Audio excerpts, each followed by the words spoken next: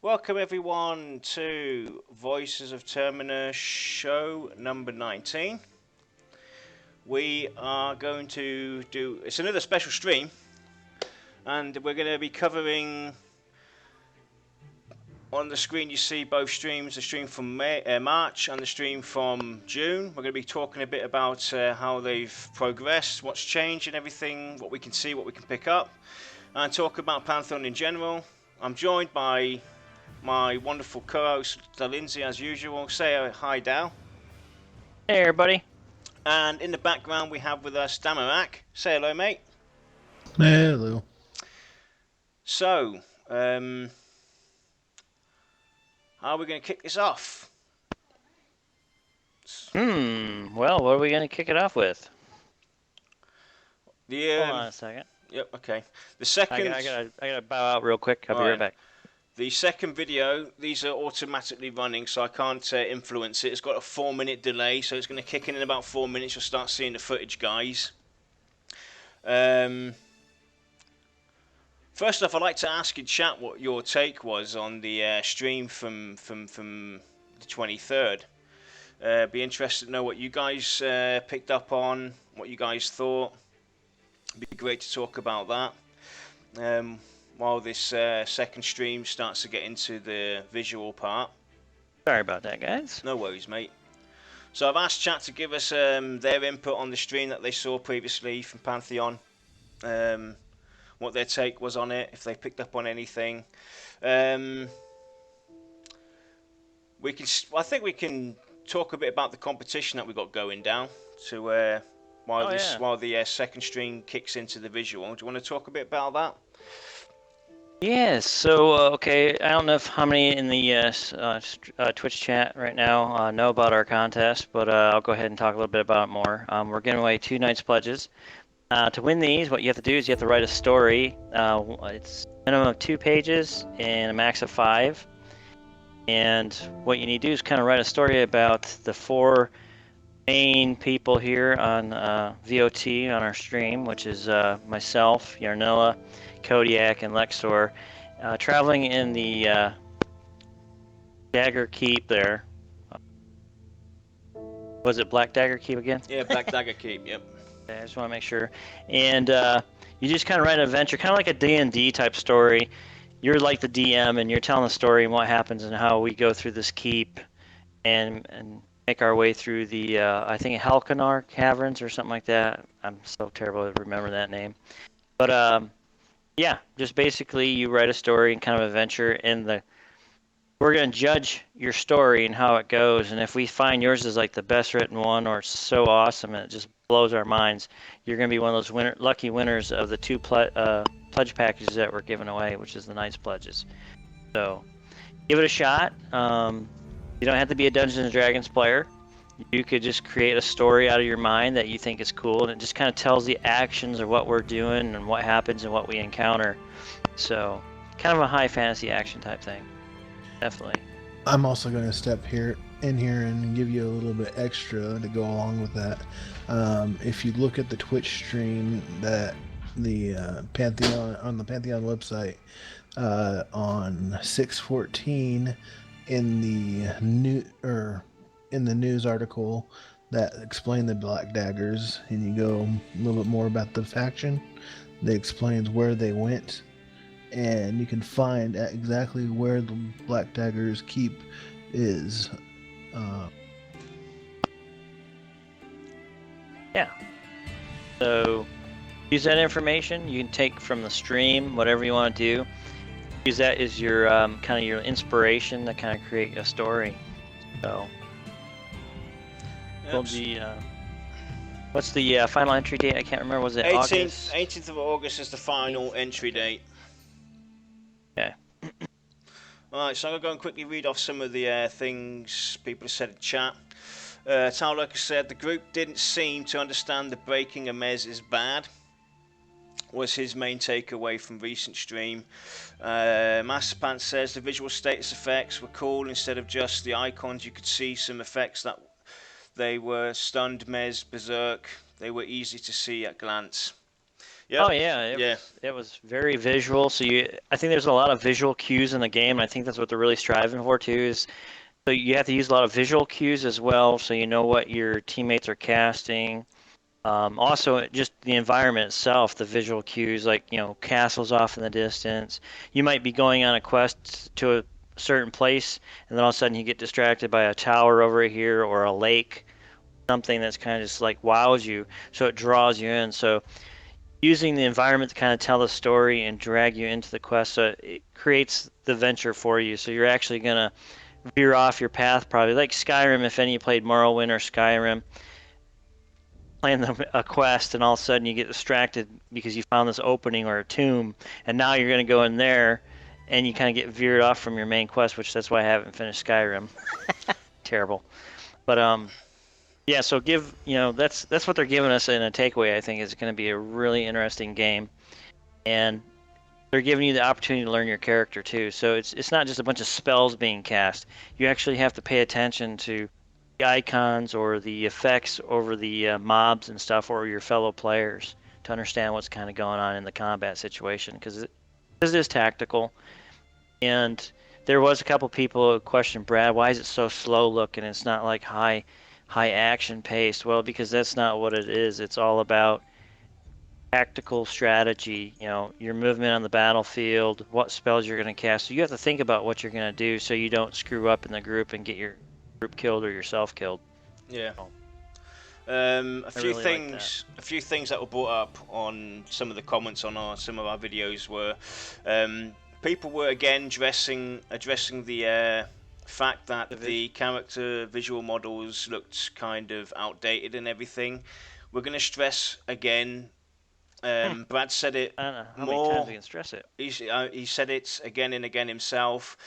The actual animations and character models are not going to be what we have now.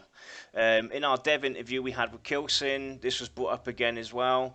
They are aiming for the visualization of what we saw or what we can see on the races webpage on Pantheon. That's the kind of style they're trying to aim for.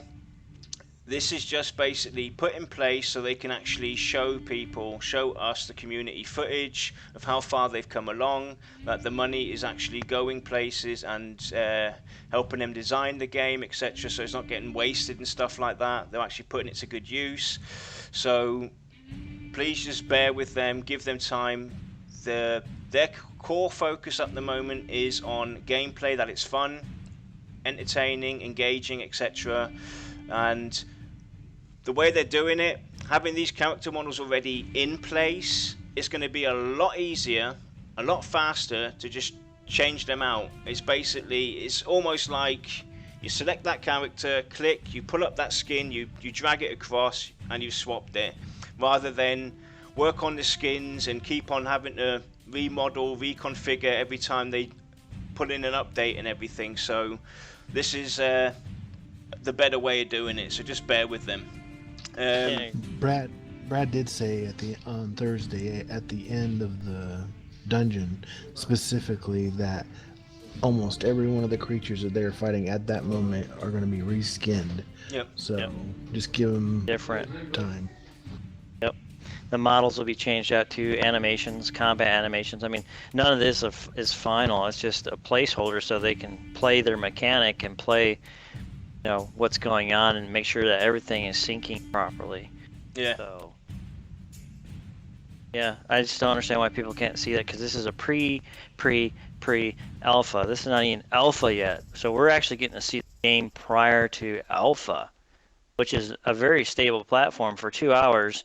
I mean, even their first stream they did for an hour and 45 minutes, I did not see any glitching or falling through the world or any crazy type shit. Memory crashing, anything like that at all. And then the second stream, same thing. Didn't see anything terrible like that where people are falling through the world or, glitching or freezing or blue screens of death at all. So I have to give them kudos for this. Definitely. If you actually look at the stream from 311 and then the stream from 623, you can actually see the improvements they have been making slowly across the land. I mean, there are detailed improvements if you look carefully. Yeah. Oh yeah, thanks for bringing that up. Yeah, because they the funny thing is when they did do some video footage, they actually had some old footage of Unity 3, if I think it was, the Unity 3 engine they were using, and they bumped it up to Unity 5. So they actually went back and recoded some things to get it updated to the Unity 5. So that's another big thing, that hurdle they were working on. So. If you actually look at the stream right now, you can see the lighting of the grass and everything, the effects, you can see it there. If you look at, this is both Avendir's Pass, and you can kind of see they've added shadow effects to it, lighting effects to it. On the stream from 3.11, the grass is kind of like one color, one very light green texture, dull. And if you look at the one from 6.23, it's got all kinds of lighting effects and color effects added to it, so it looks a lot more realistic as well. More visual appealing, yeah. Yeah. So it's coming along. I mean, I can't fault these guys for anything. They're trying to use the pledge money correctly. They're not wasting it. So all these people out there who've pledged, know that your money is actually being used, wisely. They're not just throwing money at something, and just throwing you out a crappy product. They're actually trying to use that money wisely and bring you a stable, decent, playable product. And I can't fault them for that, because I think I always reiterate this on streams, is that we've all been burned by the Steam early access games, pre-alpha or alpha. Join our alpha for, $50 and turn around and the game runs like crap and crashes all over your PC. So. Yeah, if you look at that, the way they have that set up, they do not, unlike others, they do not pressure we're going to add this, we're going to add that. It's going to be all nice and cool. We're going to get a whole bunch of add-ons here that are pretty much going to mean nothing in the game except for collectibles, and pretty much end up crashing your game and make it kind of like bogged down and pointless. They focus on getting exactly what they need just to make the game right. They haven't even revealed what the game fully is yet to us with what they have, and they're slowly adding on to it in person as they go themselves through the dungeons, each time adding on what they need, like they said on Thursday. Yep, exactly. So Taulurker, you were wondering about the entire visual of the environment was actually explorable, and how large the zone actually was. Are you referring now to the open area now, Avendir's Pass, what we're seeing on the stream, or do you mean, let's have a look, it looks visually good for an alpha, I meant the outdoor zone. Have you seen the previous stream, the one from March? You can actually see how large it was. They have a wipe situation, and one of the guys has to go from this small outside encampment all the way back to where they were, and you can actually see how far it visually is. It is going to be fairly big. Yeah, they got fairly good sized zones. It's going to be a zone game, so you have to go through zones. But see, a lot of people are like, well, why need an open world that's seamless? Well, the problem with seamless worlds is the fact that you're limited to what you can actually code in the environments and what you can actually do in a particular zone. Because if change something in a zone or a seamless world, for instance, it has to all be throughout the entire world. But if you have a zone, you can actually program certain effects and certain events that happen just in that zone, which is a better approach to the game. So if you look at World of Warcraft and you were to aggro some mobs, they'd chase you to a point, but then they rubber band back to their spawn point. So with these things will take you to the zone edge. They will follow you to the zone edge. They will not stop pursuing you. So that's the problem with the seamless world, is that they have to tie the mobs to their spawn point, so they have to rubber band back. And that's why you can always run away and outrun the aggro in like World of Warcraft and stuff. I like the zones personally. I always like zones. Talking about the buildings off in the distance quickly, down from Taulurker. Everything that is visually appealing to us that they actually highlight. So if they have a building off in the far distance, that's there for a reason. So we have a have a visual to go by. Hey, look at that building over there. It looks like a dusty old tower or something like that. It looks interesting. Let's go there. So everything that's visually appealing from a distance is actually something we will be able to go and explore. How we get there, we'll have to see. Another good question was from Master Pants. Wondered if the actual castle off in a distance was part of the zone or maybe in a different one. We can't really answer. Say. Can't. Yeah, because we can't really say it because I don't think we've seen that castle because I think it was a whole separate castle because the first stream they left kind of like a castle, but they didn't really show us what was inside there, probably for a reason. But you go out, you could look and you could see things off in the distance, and that was designed to actually kind of draw you in. So I think it was in the same zone. So I mean these zones are pretty large from what I'm gathering. I can quickly give you guys maybe an insight towards the Unity engine. I've had the luxury of actually getting to mess around with it. You can create environments, areas, outdoors that are huge. I mean, kilometer over kilometer over kilometer. You can have like 10, 15 kilometers of terrain is easily created in Unity 5, so Unity itself in general, so you can build fairly large places. Yep, definitely large places. And then Cobra Shade says, have they said anything about having instance raids or versus non-instant raids? They talked about maybe having some instance stuff, but they really want to shoot for public, zones. They want you all to be able to run into each other, make friends, and stuff like that. So they really don't want to instance anything because once you start instancing things, you start tearing people apart and it divides the community. So you want to keep people together. So you could be, say, a level 10 zone, right? And then these level 20s roll through with some cool looking gear on. You're like, oh, wow, where'd you guys get that? And then it makes you guys talk back and forth. Next thing you know, you might make some friends, and then they're going to take you to the places where they found that cool gear. And then, bam, you're up there with them. So that's kind of what they're shooting for, because once you go instance, man, you take 6 people, you just taking them out of the entire world. They might not run into people for 3 hours, because that instance is 3 hours long. So that's what they're trying to game for, man, is just have a public dungeon, because believe it or not, people seem to think there's pros and cons to both, but I really like the public idea, because you could be in a dungeon and say you wipe, but another group comes through and they have a cleric. They can res your entire group right there, because they were there and they saw you wipe, and they could have a nice person and then it just reses you, and you don't have to play the game of trying to drag corpses or whatever, etc. So, so those are some things you gotta look at too. I think another reason why you might have all of those big, scenic, like buildings and stuff out in the distance, is since they're not going to have maps of the sort in this game. You're going to have to do your own memory of where you're going to be at. And so you're going to have to landmarks, buildings.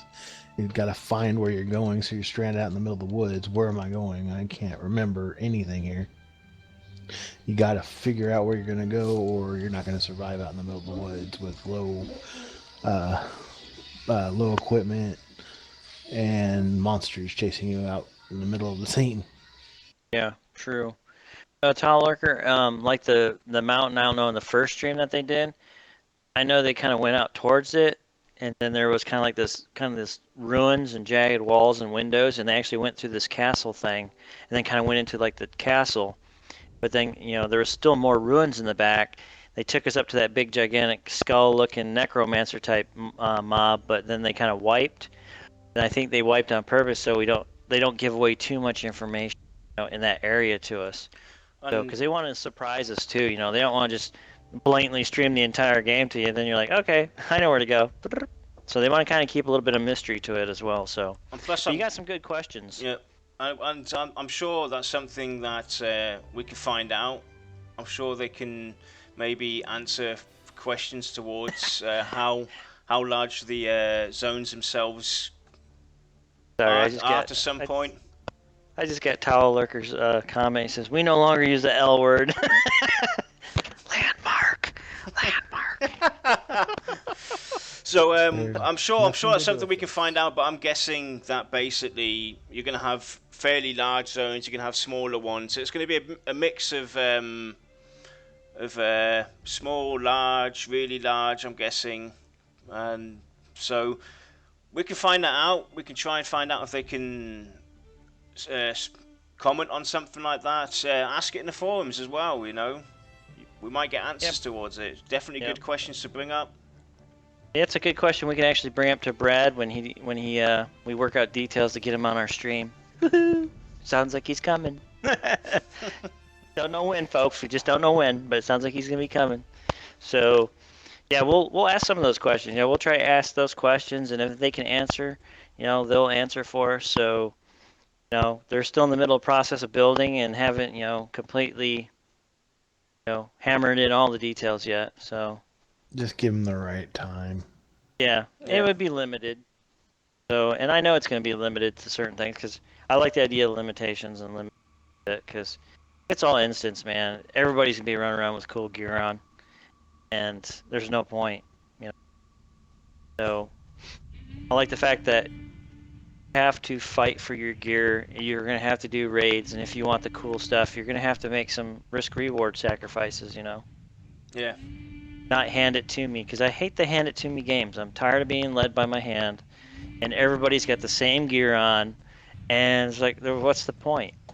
You know, everybody's a hero. You know, and some of them are getting the stuff for free and didn't have to put any hard work into the game, or overcome some of the challenges. Get that. I like to see the challenge. Yeah, this is one of the first games in a while that requires you to have a group because a lot of soloing isn't going to be happening here. Exactly. I'm tired of solo. I mean, it's, you know, it's called MMORPG for a reason. Yeah, it's for a reason. If I wanted to play solo, you know, if I'm smart, I'll put it different. I'm gonna take the gloves off a bit here, and I'm gonna put it differently. Why would I spend money, you know, pay a subscription every month if I'm gonna go and play solo? That makes me stupid. I can put that money to good use for something else. I'd rather pay like $50 for the game, one-time fee, and then go and play solo. So you know, enough of the solo. They can have. They did say there's going to be, you know, certain areas, certain things that you can do solo. Certain, you know, you'll be able to engage in encounters solo, but it's not going to be a huge factor, which is understandable. But you know, it's an MMO. I play an MMO so I can socialize with people, meet new friends, have a great time, create stories, adventures that will last almost a lifetime. You know, thinking back 10 years ago, I still have some very fond memories of EverQuest 2 with the people I met there, and you know, this is what I'm looking for now. Yep. Yeah. A wheezing noise? I don't hear a wheezing noise. Wheezing. I know the music might be wheezing a bit. You have music playing in the background. Sorry, I didn't think I left my speaker on. Okay, so we have the culprit. Let's have a look. Cobra Shade, I don't like hand it to me either, but if a guild with a massive amount of players on a server control other players by camping mobs even after they are locked out of loot, how is that social? Competitive? You have to beg them. You can't fight them.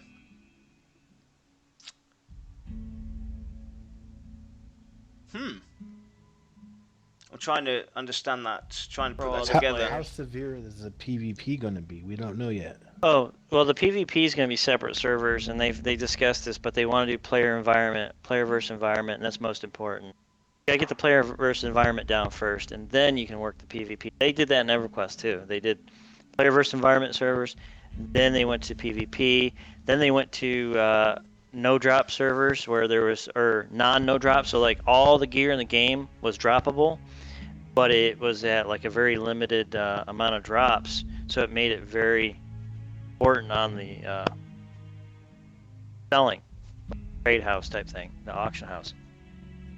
But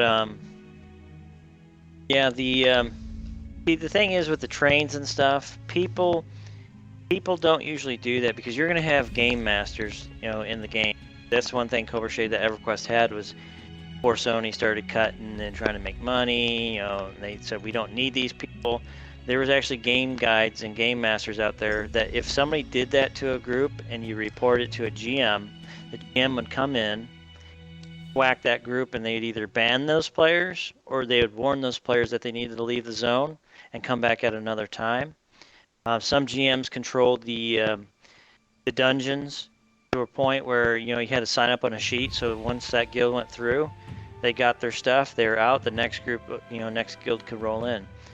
So they're planning on having game masters or guides in the to help other players, and keep the troublemakers down. Because I look at this, Brad's thinking old school, where if you go through and you're going to be a complete jerk and a troll or an idiot, disrespecting other players on the server, you're going to get trashed. You're going to get banned from the game completely.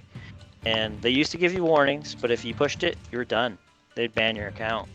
And I think the developers have every right to do that, especially with troublemakers.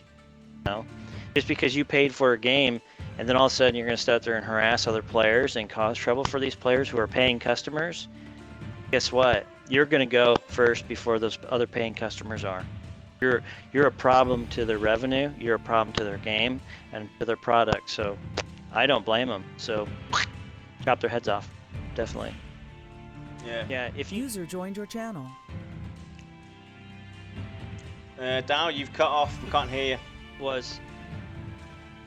Oh no! Now you're there. No. Now we can. Okay. So EverQuest 1, a good example is the reason why a lot of us are really diehard about this game is the fact that when we started out, people weren't trolls. People weren't jerks to each other. They were actually helping each other because they didn't know what they were doing in EverQuest. That was the adventures, because you might meet somebody like, man, dude, I just died and I don't know where to find my body. I had to get my stuff. Is my stuff gone? And people would help each other. Mm-hmm. So there was always help in the game, and people respected one another in that game.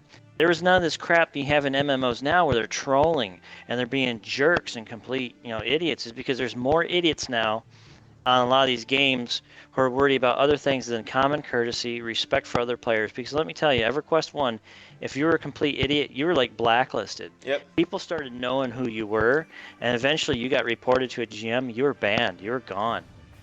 So that's the type of stuff they will do, and I think that's what, Pantheon will do. I mean, Visionary Realms is probably going to crack down and get rid of those people.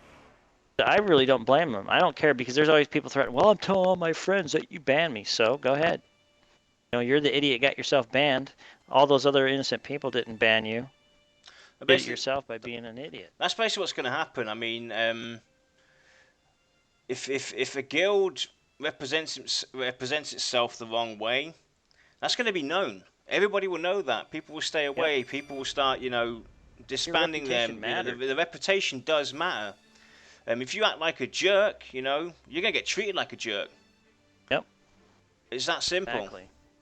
Simple. And no matter how you try and hide behind your avatar, I'm sorry to say it, but jerks are always found.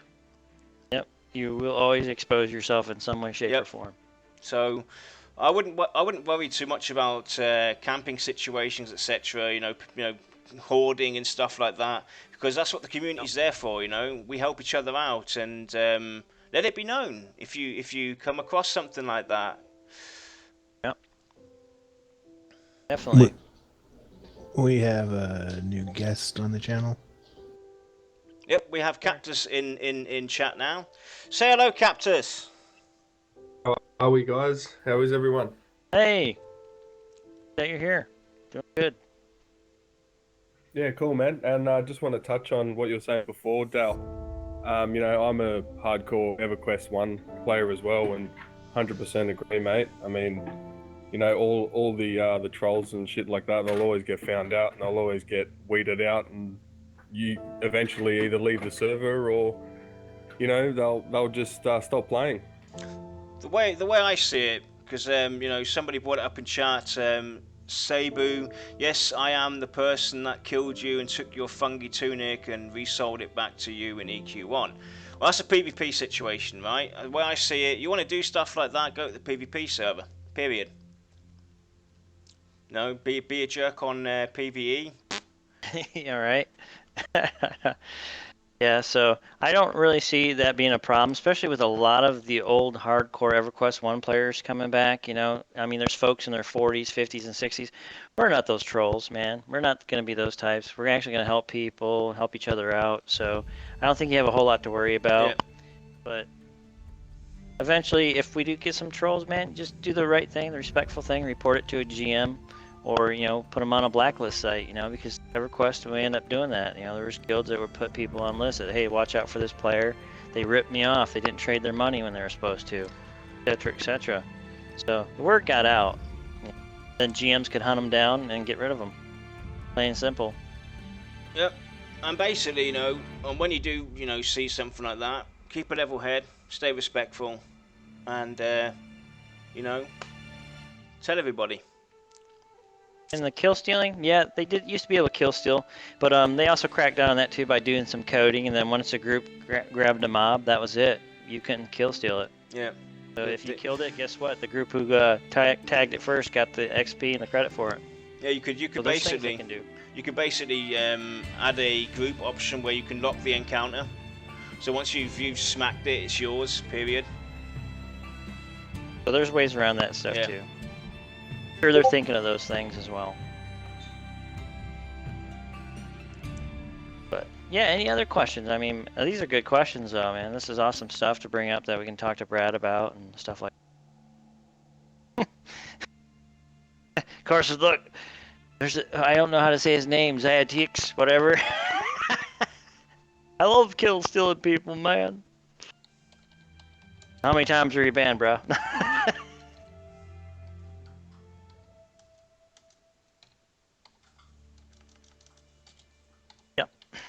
Fun. Well, I got So- quiet all of a sudden. Oh yeah, I know, right? Trying to entertain right now, because Yarnell is like User joined your staring into channel. the face. Hey, we got another user. Yanil is taking, making sure that talking to people Cool. and getting him. There you go. Now you can speak, lousy. Zizes? Is that Zizes? It's Tower Lurker in chat. Oh, it's the Tower Lurker. My character name is Lousy because I'm always lousy. Yep, we've known this guy for three and a half years, almost 4 years now. Cobra Shade. What are you looking Please for? ask your questions. But I've been in MMOs forever and was in the first EverQuest. Yeah. That's a lot of info. I was the poster who suggested roleplay servers right before the general discussion forum on EQ closed down. So because of me, there's roleplay servers. How's that? Is that better? Oh, so because of you, we have you to thank for roleplay servers? I would say I have a large part in it. Okay, that's cool. Yeah. They're planning to have roleplay servers for this too. Brad remembered me. He did? Yeah. Oh, talked you're to the him thorn other in my day. side. Buzz, I'm in Yeah. Germany, mate. Oh, it was you. That guy. I'm It's in the German guy in I'm Germany. I'm in Germany, mate. So Oh, that's the why you British see. guy who lives in Germany. Yeah, British guy that's lives in Germany. That's happy. Britain left the EU, so I'm kind of like on enemy territory right now. Married Yeah, to he an is. Italian. Married to an Italian woman with a 4-year-old son that has a temper of a Brit and a temper of an Italian. So it's the worst. I'm living in hell. Cobra Shade, no, they didn't really have shinies in EverQuest 1. Not like the shinies you're thinking of EverQuest 2 where they would sparkle on the ground. You used to be able to collect a lot of keys, idols for certain zones, but it didn't really affect you as far as economy and stuff like that. It's actually more just stuff you could collect. But eventually they brought in player housing to EQ1. If you ever looked at EQ1 now and just play for free, you can actually go put a house up, decorate it with stuff now because they're kind of taking the ideas from EQ2 and putting them in EQ1. So, but I don't know. They could probably put shinies in EQ1 now. I don't know. I haven't played for a long. Played it for 8 years, and then I gave up after they started making things a little bit more easy and kind of cheesy. Well, I got to quickly come back to chat here towards Buzzweaver. What do you mean by me too, Buzzweaver? Wait, what's going on? I heard something go cling. He's yes. in the EU. I typed something in Teams okay. chat. I think he was saying me too about living in the EU. Right, okay. Okay. Was he? Is my mic popping? Yeah, your mic kind of pops every now and then. Really? Everybody's coming in clear on me. Well, yeah. I use push to talk, so I'm not gonna have the voice activated popping. Well, see, mine's not popping. As far as I know. Pop. Maybe I need to log out and back in. Maybe you might have to Heard it load bad. your, stick in the cable or something. So throw us some questions, guys. Ask us anything, man. We'll try and answer. Some of our guests can too. Our post stream actually, we had Brad answer some questions for us. So I'm just going to pop it out there. For all you wondering how much we saw from Black Dagger Keep from the outside zone. Brad answered from the visual perspective, we saw about 50%. And from the inner dungeon underneath, we saw about 20%. So that gives you a general aspect ratio of how big these the dungeon was, the beginning dungeon. Am I still popping? I don't know. That time. Pop that time? No, it didn't. It didn't yet. So. Okay, cool. Maybe that was what it was. No, I heard it that one. On that time when you talked, it went off. So Master Pants has a question. What do you guys think about the harvestable crystals they showed at the cave? They look different from harvestables in other MMOs. I asked Brad that question basically. That could have to do with... It's basically it's a resource for sure, and it could have something maybe to do with the mana climates and stuff. So, is it suggesting that harvestables are in fixed positions? That question I did not actually follow up on, so I'm not sure. I presume by the way it looked that might be the case. That will be the fixed position where these crystals might be. That's scary. Nice multi-stream? Really? Where? Oh, you mean dot facepalm. See, it's 5 o'clock in the morning for me, guys. And I haven't slept, so I might get sidetracked. What sleep? I don't know. Is that working better now? I didn't hear it on that time.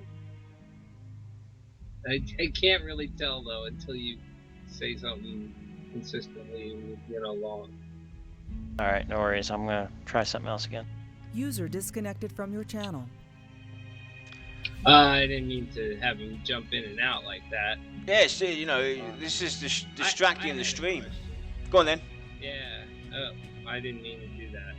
But I had a question. User joined your channel. Did they say anything about their chat engine? Whether it was going to be, supporting a lot of different emotes and the ability to macro, because that's something that I asked and it wasn't really answered. It's been talked on in the forums, and there's nothing. They haven't set anything in stone yet as far as what emotes and emojis and etc. are going to be. But I do know that they have a distaste towards emojis, and I feel the same. I don't want to see any of that crap in a chat system. I don't want to see all these smileys and not smileys in the chat. Macros. I'm talking emotes, macros. Oh, emotes. Yeah, no. They were saying no. Yeah, they said no bots, no modes are allowed in the game. Yep. They don't want you to be able to script. Yeah, I saw that, and then I asked, well, what about macros? You know, where and emotes, where I could, you know, do an emote macro, where it does, you know, I'm casting mez on this mob, don't touch. And that was something that I did in EverQuest, you know, so that people wouldn't break my mez, like the devs kept failing at. I don't know. And then they asked about a customizable UI was another thing that, you know, there's a lot of, now you can do it through XML, and how Warcraft has all of their different add-ons for UIs, and they're talking about not being able to be edited, and that to me is a huge thing that I think every World of Warcraft player is used to. No, I think what it is you're going to be able to change probably the UI a little bit, but you're not going to be able to say you're limited to 5 spells on a spell bar.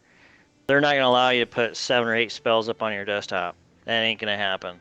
Stuff like that. But you'll be able to customize UI, maybe the look of the UI, kind of like EverQuest 1, where you could change things, you could adjust windows, stuff like that. But ultimately, they're not going to let you play with too much, scripting stuff wise. From what I remember hearing them on Thursday during the stream, they said there was no external code coming into the game for any reason. Exactly. And that. Yeah. It doesn't. I'm sorry, but it just doesn't belong there. Too much cheating and hacking going on with that. Yep. Yeah, I agree with the hacking, but there's also a part of it where the really customizable UI that you could change, you know, and add little bots to me wasn't that intrusive to the game. So let's see, EverQuest 1, you could change everything about the UI as far as where what the spell gems look like, what the boxes look like. I mean, all that stuff, cosmetic stuff, you could change it up and make it so clean. You can make it robotic looking. I mean, whatever you wanted to do with it. But ultimately, they're not going to make it to where, like I said, you could put like 80 spell gems where you can sit there and be able to cast them all in a row, stuff like that. So it's going to be limited. The incoming target will still be in game. Yeah, probably the basic stuff. But like, I don't know, what is it? What do they call those where they record your damage and all that stuff on a big list? I never played World of Warcraft, so I don't know. The damage passes? Yeah, parsers, parsing and stuff. And they had like a cooldown timer checker, and they have a bunch of different options like that. The thing with the parsing, right? With like the combat tracker, whatever it's called, thingy. Thing with that, the general idea behind it was kind of like misused by the people. All they were focused on was DPS. They didn't actually really have a look at what the action combat tracker could focus on. You could actually put a lot of stuff in there and evaluate how your character his DPS is going, how his build-up is, how his defensive abilities are, etc. But no, it was all focused on DPS. Not enough DPS. We only had 600,000 K on this monster. We need to have a million K on this monster. So another 400,000 guys. Push it. And again and again. It's just stupid. I'm sorry. As much as the action combat tracker was pretty cool, if it's used for the wrong reasons, I don't want no part of it. No, I don't agree. I mean, I think it's going to be tough though, because like if they have a log file, then that info is going to be able to be captured. So it's going to be tough. Yeah, it's going to be tough. Yep. Yeah, everybody wants to know what actual numbers now, and that's another thing that's changed with MMOs over time. Yeah, see, and that's the problem today, though, is why, and all MMOs are being created around numbers. No, the MMO needs to be created around the adventure, the tactical situation, the strategy. How do we counteract this guy? It's got to be a challenge. There's no challenge right now. Now it's everybody just swamping through. I got 1,000 plus 8 sword, and I can just whack him with one hit, and we're done. Let's go, keep moving. Rather than enjoying the environment, figure out the story, immerse yourself in the lore, what's going on in the world, because right now those MMOs, you just blast through it and you're like, what zone was that? And you don't even remember it. I mean, you're like EverQuest 1, it made you remember the zone. People used to keep that shit up here. Yep. Now people don't have to do that anymore. They just blast through. I had a whole Because they don't pile care. of printed out maps. What are you talking about? Keep it up here. We kind of, we talked about this problem with just bashing through. We kind of speculated on how we would love to see things emerge in Pantheon, and I would like, from my point of view, obviously there has to be DPS encounters, etc. That's part of a challenge. So, but what I would love to see is that you don't have to have a DPS group to necessarily go in and attack that named monster. You can do it tactically, so you can have a mix of both. So you can either DPS this monster, but you can also attack him tactically, so take your time and everything, but it's going to have to obviously it's going to be more tactics, more downtime, more paying attention. So I kind of hope that they try and stay away from everything's DPS. Yeah. And I don't think I don't even think they're even going to get anywhere close to that. I can't see that being a problem for them. No.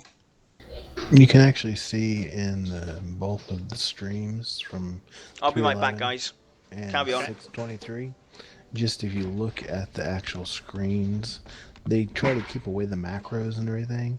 You can see they're going for the simplistic look on the actual screen, where you don't have to worry about all the macro, the damage port. All you see is the wide open screen. You can see what you're doing. You can see what your teammates are doing.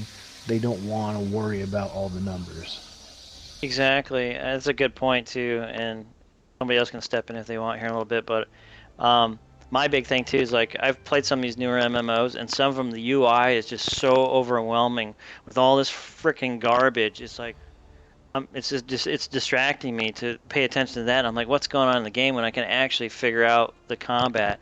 So yes, you made a really good point. It's very simple, very basic, so it's easier to understand for players, especially new players coming in the game. This would be such a simple system to learn, and the new ones nowadays is just too overwhelming. There's too much garbage, too much useless garbage, like some of these apps you have on phones now.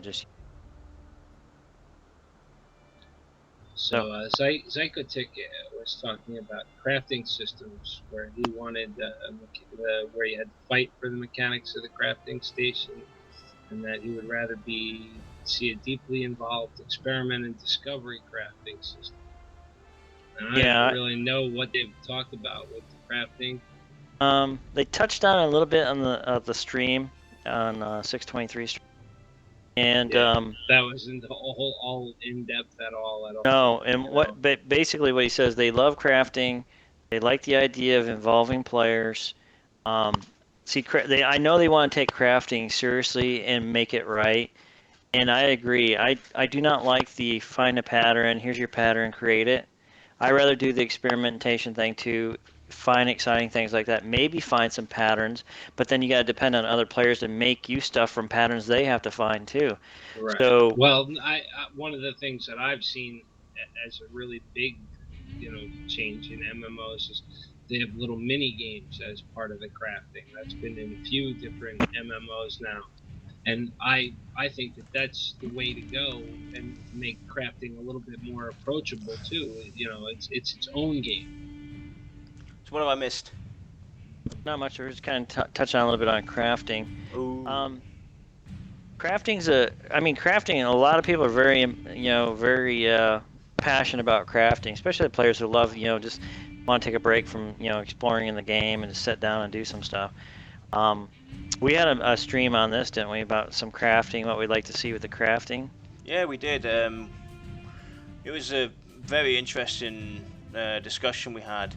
We had some really, really cool ideas. Should I give it a quick overview, Dan? Yeah, we could kind of touch on a little bit what we talked about, but yes. Go ahead if you want to start, or me. Right. So basically, the way we see it is crafting should play kind of like a really important part, not just to crafting, but to adventuring as well. Because nowadays crafting's become useless depending on your profession. And we had some crazy ideas out there to have crafters be able to add stuff add adornments to your gear and change it out. One of the most interesting parts about the crafting was giving people that are like tailors or blacksmiths the possibility to, in the field, like we see on the stream where these guys are standing, let's say their gear's damaged, this crafter, the blacksmith, could pop out a repair kit and he could work on the tank's plate armor. Or if you have a tailor with you, you could have the tailor, fix your cloth armor or leather armor and stuff like that. Because it makes sense. So kind of give crafters more than just the ability to make stuff that they can put into a broker and sell off. Make them actually engage in the combat and adventuring of the game. But Yeah, that's more what you envision for crafting than what's actually coming, right? We don't know too much about what Pantheon's going to have. no, we don't know a whole lot, but the guy who's actually part of the crafting system says he's very passionate about crafting and he wants to see player-made stuff and player crafting be important in the world. It's going to be interesting, but we threw some ideas out there, and believe it or not, some of the dev ideas actually have gone. Well, we had a stream, we were talking about the shaman before they released the shaman, and next thing you know, the shaman's going to have weapons made of wood, stone, and bone. Yep. And that's one of the things that we said we want to see. We don't want to see a shaman carrying around a gigantic machete, steel made of, iron. So I think they're listening, and if we throw some of these ideas out there, it might spark some interest from their side, and they might go, hey, that's actually a good idea. Yeah. But we're also talking about the crafting as far as like a lot of people want their crafting ability to be very important and very special in the game. So a good example is this: you got a jeweler, okay? Then you got your alchemist. Then you got your blacksmith, and you got your Fletcher and all that. Each person can build an item, and each piece of gear that you own, let's just say for example 10 slots. Okay, it's got 10 slots. It's got a slot for each crafting ability. Yeah. Okay, and what happens is there's players out there, but they can only specialize in one trade, okay, or one craft. They can get up to a general craft area, but then it stops. They have to master in one area out of all those crafting skills. They have to master in only one. They can only master in one. So they have the ability to try everything out, but once they hit that plateau, they have to choose one as a master. And they can't go back at the devs and go, man, that sucks. That's not fair. No, because the devs give you the ability to get to that level playing field with every other crafter out there, but then you master in one. Now, once you master in that one, then you can take and affect a piece of gear, do something to it. You can make it, say, a socket, for example. Now, you can make a socket as a gem crafter. You can make this awesome gem that can be socketed into that player's gear. Now he takes that gear to leather guy. Now the leather guy can put on some wraps on that thing. Now it gives it like, say, +2 strength, etc., etc. So they can actually start specializing on your piece of gear. So this will give the devs what they've been talking about too, is that they want you to keep your gear for longer periods of time, because right now MMOs, you're hitting level 10, 15, 20, 30. You're just changing out, swapping out gear sets. They want you to kind of grow with your gear and love your gear. So this crafting system that we're throwing around, ideas we're throwing out there, and it's just our ideas, speculation, but we like to see them take that to make the crafters important too, because crafting is important to a lot of people out there, and a lot of developers, I think, of MMOs don't realize how important a lot of people take it. And the thing is as well, with touching on your specialization, if you look at real life guys, you finish school and you go and you learn a trade. You're only going to learn that one trade. You might learn a second one somewhere down the line because you lost your job and everything, you're too old, or you had an injury or whatever. But in general, you would only specialize in one certain area of trade for the rest of your life. You'll be an accountant, you'll be a banker, you'll be a mechanic, you'll be this. So it makes sense that you only have one trade in this game as well, or in games in general. It doesn't mean you don't learn how to cook for yourself Those, as an accountant. Those are like we touched on that as well. We basically said you got your you got your general trade skill, and then you got your secondary trade skill. Yep. Like, because cooking, everybody learns to cook somehow, so that could be something that can be put into a second trade skill.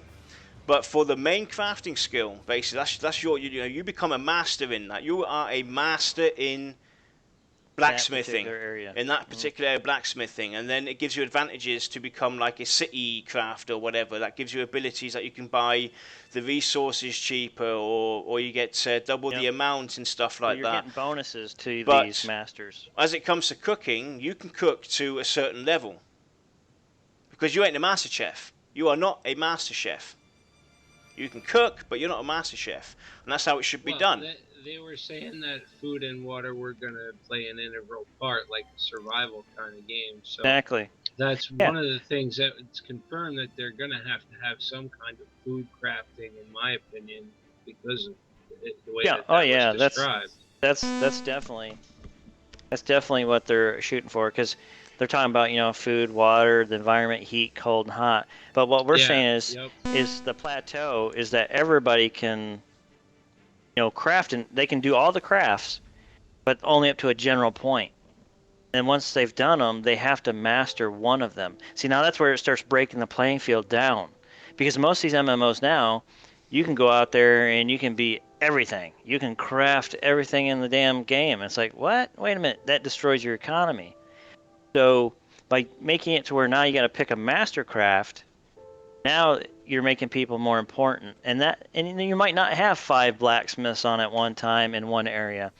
And like we were talking about, like you make blacksmith, now you're a blacksmith in this particular city. Now you got city bonuses to this city, but you go to another city, you're not going to get those bonuses because you're not a master crafter at that city. So you become a master here.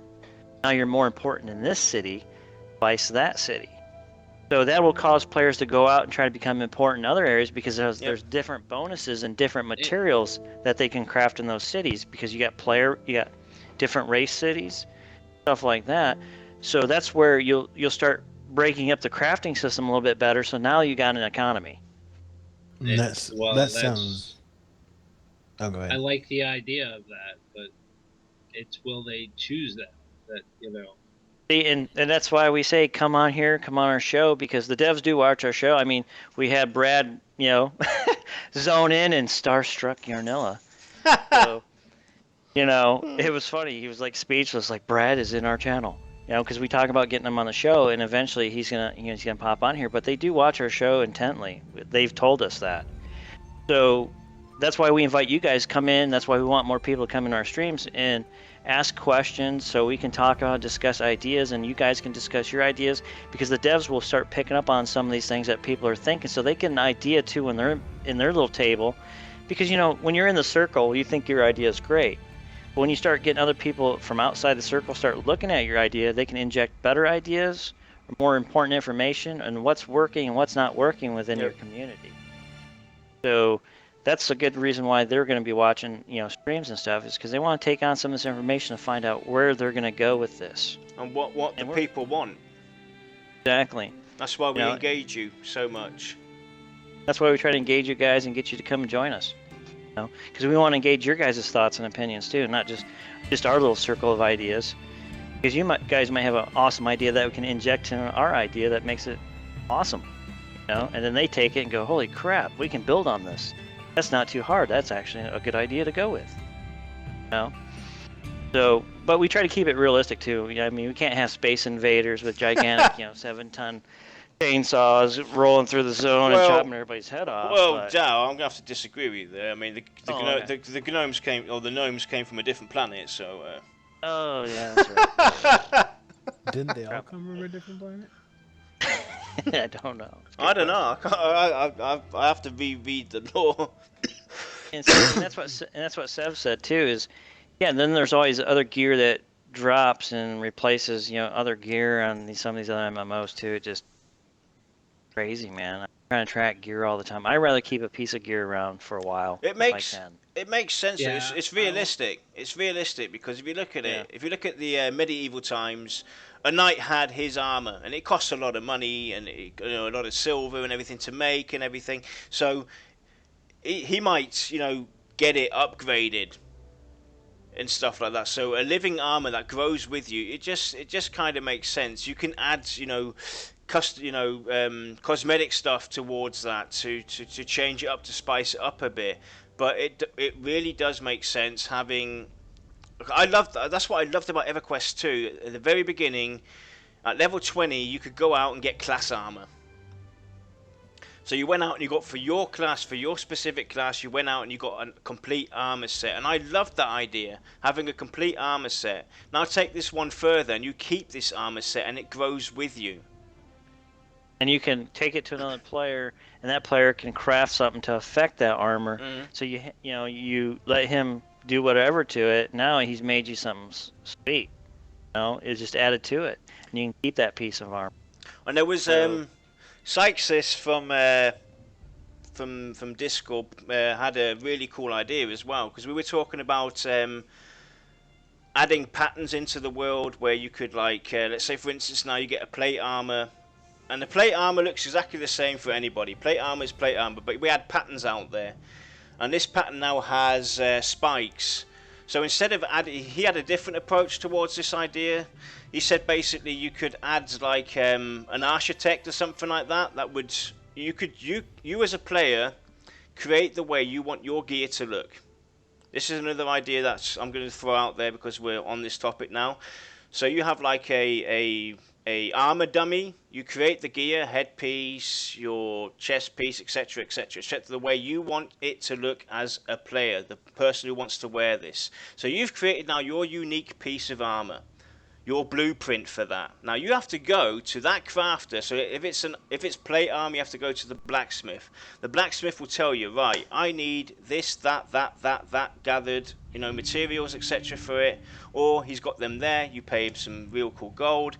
He makes it, and you get your name and his name on your armor. So he basically created it, and you as a player designed it, because that's one thing that he kind of brought up and said people always want to feel special. So if crafters in general could do stuff like that, give it to the player himself to design the way he wants his armor to look. He takes that blueprint to the crafter that can then make it, and then he feels special because he's created that armor and it looks exactly like how he wants it to look. And you would go out and gather blueprints all over the place. So that's the one idea we had. And then like Dow said as well, having each different crafter being able to add to that as well makes this really cool. Maybe they'd want a master blueprinter then. Pardon? Maybe they want to add a master blueprinter then, so the person can go to the blueprinter. Yeah, exactly. That would be cool too. Yep. So, I mean, we seriously, everybody's really concerned about the crafting system. So that's why we've been throwing some ideas out there too, because we're trying to look at crafting in a lot of games now. Is how's it gone? What we liked about EverQuest 1's, how we can improve on that a little bit, but at the same time make crafters on all trades very important to each other and intertwine the player base and keep players talking and socializing and working together. Because that's the whole point of an MMO and a game, is get people to come together to help each other and play. And a lot of those MMOs nowadays don't. It's just get a group together real quick, blow through stuff, and then you're done. On to the next one. I got my cool looking gear at level 2. Now I got my level 3 cool looking gear, my level 5 cool looking gear, my level 10 cool looking gear. It just gets boring. It's like, and you're like fighting for gear. It's like, it's gear drop, it's gear drop. It's always about gear and DPS, gear, DPS, gear, DPS. No, we want a system where you keep that robe. You found this awesome robe and it looks cool. You want to keep that robe. You don't want to switch it out with this ugly looking robe that's got cool stats on it. You want to keep that robe and be able to manipulate it and change it a bit. So that's where people like to see that. And questions that were brought up or could be brought up towards, well, what are you going to do in the world, or how are you going to make money and everything? Like, you go into a dungeon, and the way I approached it was basically make less of the, make less drops of, armor that you're going to sell off anyway, and give more reward to the quest in general. Still obviously have unique epic armor pieces out there that are one of a kind, very hard to obtain, but they should drop down on putting out tons of armor. I mean, look at quests in general nowadays. You go to an NPC, he gives you a piece of plate armor. You go to the next NPC, 2 quests down. Hey, guess what? Another piece of plate armor. Wow. And what are you going to do with it? You're going to shred it. You're going to bring it to the broker or trash it, bring it to the merchant and sell it because you don't need it. Because everybody on the auction house, in which I hate those too, everybody in the auction house has 40 copies of the same piece of armor from the same quest they're trying to get rid of. And it's like, really? Should we touch on the auction house since you brought it up? No, we don't want them. Right. We want that player interaction of like talking to each other, Or they can put it on a vendor, their own personal vendor in a city, and they can walk up to that vendor and check that guy out and see what he has. And then they might go to this other guy over here who's got a vendor set up and he's got something different. So now it's unique because now that mixes up the economy too. So you have that variety as well. So it's not just same auction house crap that you can buy around the world from other cities. No, I want to travel to a whole nother city because there might be different gear at that city and they got different gear. Yep. Now, that's part of the adventure. There's no ATMs back in the fantasy world. Come on, man. Yep. ATM banks. I remember EverQuest. It was like there was no ATM. Sorry. Hey Dal, do you remember back when Shadows of Loosland came out? They had the bazaar. Yeah. Yeah. Look, the first version of the bazaar was sort of similar to what you're talking about. If you remember, you used to be able to sit there as yourself and become a vendor. And then there was a search, which I didn't like. What I used to do is I used to walk up to each person and like check them out and just not use the search. I mean, that'd be cool if they could set something else like that up in each major city. Yep, that would be cool. Yep, and then you turn yourself into a vendor, open a vendor stall. Yep. There's been lots of that. That's what you used to be able to do. Yep, it's a good way to do it. It breaks up the economy a little bit, and like Sir said, you could pay a druid to port you to another city.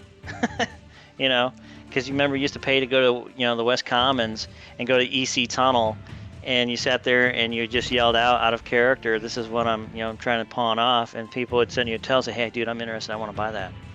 Yeah. Then you did the exchange. So. Whoops! Somebody's got the Hoover going. Somebody's wife's vacuuming. They still do that. They still do that today on that P99 server. That's cool. That is definitely cool. And I mean, like, also forcing you to have to hand over stuff and stuff like that. Like, it creates more sort of socialization, and you might run into the person and say, "Hey, what's that cool item you've got?" And then you'll ask them about it, see how they got it, and it just creates more of a conversation. True, definitely, yeah, exactly right. Because then you get the interaction. Because then you can exchange. Well, hey man, where did you pick that up at, or how did you make that? And then that's how people start interacting. Say, "Oh, dude, that's really cool." And next thing you know, hey, come join our guild. It just really does that. I want to bring in something that was planned for EverQuest 2, but it never ever made it into the game, and I actually kind of like that idea. It's got to do with guilds now. I'm just talking some random stuff, but what's your thoughts on if you gave guilds the possibility to create a quest for, say for instance somebody wants to come and join the Voice of Terminus. We could have a quest written out that he has to go and gather so and so many materials, or he has to go and defeat so and so monster, and if he comes back and he brings the reward, he's made it, he's passed, he's able to join the guild. What's your take on something like that? They tried to implement that or give people the option back in EverQuest 2, so you could write your own kind of like guild quest as an application. That sounds pretty cool, man. That would be a hell of a lot of coding. Yeah, it would be. That would be interesting. It just depends. If they could do that, it would then open up like player quests or events. Do you know what I mean? Mm. Yeah, that could.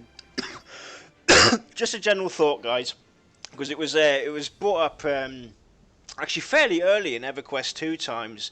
They were thinking about giving the people guilds the opportunity to kind of like create their own quests. They would have been pre-scripted, so it's like go and kill. You would have a. I'm thinking it would have been somewhere down the lines.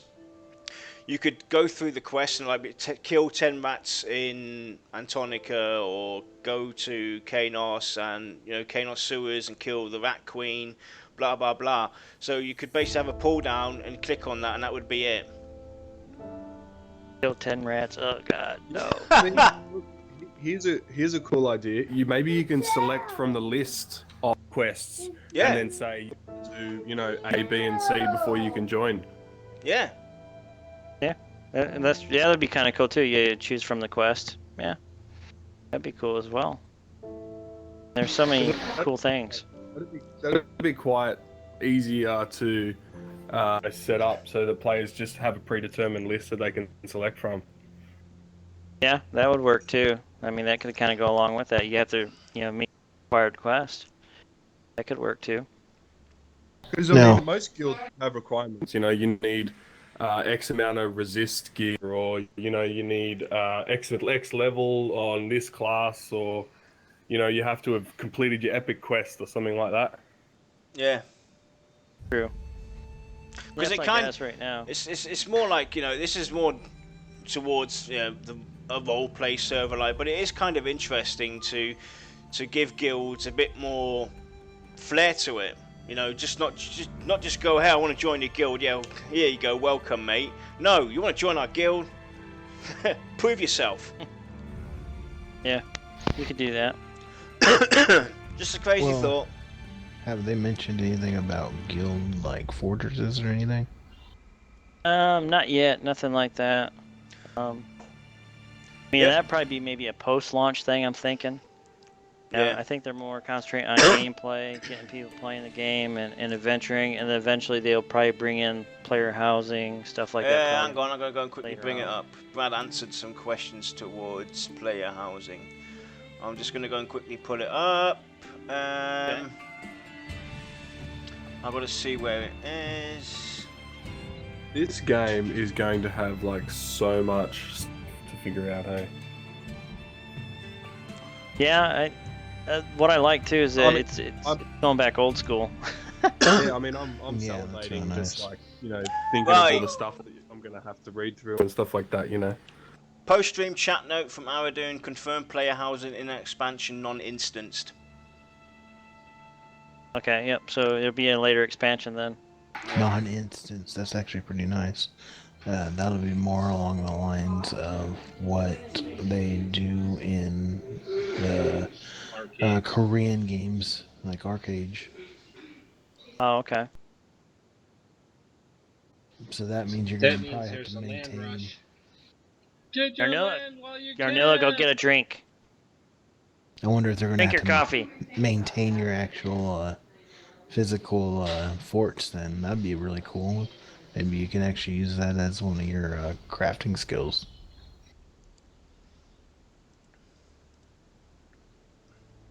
I'm gonna hop over here real quick and grab my cup of coffee. I'll be right back. Okay. I'm trying to focus on get my cough out. Oh, God. Bad. Any other questions, guys? Even towards Voice of Terminus, anything you want to ask us as, about Voice of Terminus or anything like that, shoot. Oh, excuse Do I me. qualify as a voice now? Pardon? Huh? Am I a voice now that I'm on the stream? No. We can give you a voice, though. No, we always ask. We're always asking for feedback and. Like what? Go on in. You go. That's all right. Go on. I was just gonna say it's a good question. Like when I first came in, I was curious in the Discord chat what different levels were what, and like what's the voice compared to a guild member. You mean in Discord now?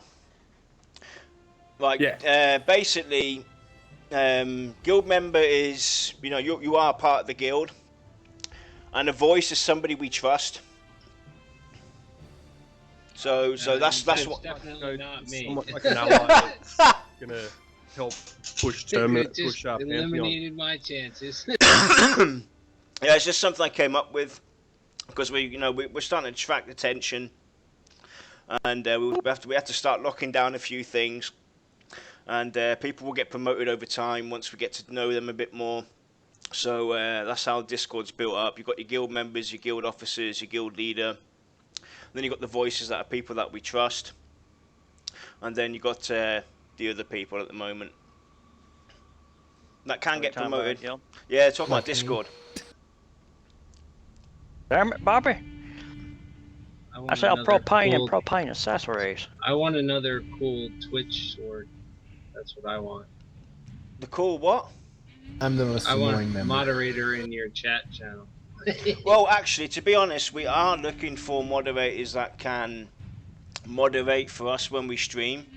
Thursdays at 4 PM Eastern, because we're starting to pick up a good viewership, and we do tend to often ask chat to ask us questions, and when we have the dev Q&As, and try and answer as much as we can, and we need somebody to actually keep an eye on chat, pick up the questions and bring them to us so we can answer them, because sometimes we get so engaged in our conversations, our discussions, we get so heated in it, and we're so emotional, we don't tend to always keep an eye on chat, and we might miss out on things. So we are actually looking for moderators that want to help us out, moderate the channel, because we are going to be always engaging everybody that's in chat, because you're just as important. We're all in the same boat. Yep. True. Arnella, get your coffee. No, but I think it's disappeared. Oh, okay. You all right now? I feel fine now. Yeah. Damn it, Bobby. Sell propane and propane accessories. Arnella, go get me some coffee. My voice is Hank Hill. Who's that? I don't know who Hank Hill is. It's the King of the Hill was a cartoon thing, kind of more of an adult cartoon. Oh right, yeah, okay, yeah, I heard of that. All right, and I'm actually trying to get my voice deeper. I'm lying about it. The coughing is all set up. It's all planned. I'm trying to get my voice deeper. Right. Them there, talking about that damn there crafting, damn something. Okay, Boomhauer. So, anything else, guys? Go on, let's, entertain the people, talk. Yeah, throw some questions out there, man. I mean, we're trying to entertain and answer some of those, talk, speculate. I mean, because that's what we do.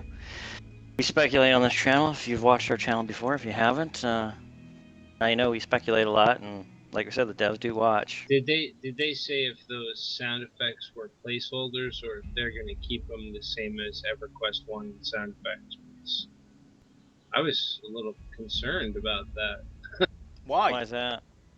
Well, I don't know if Daybreak is, concerned about them taking sound effects or not, Actually, believe it or not, that sound effect's in a database on the internet somewhere. Yep. A lot of those sound effects were off of sound effect databases that were free back in the day. And I've seen open source sounds. And I've seen a lot of I mean, I played Terra a bit, and I've played World of Warcraft a bit.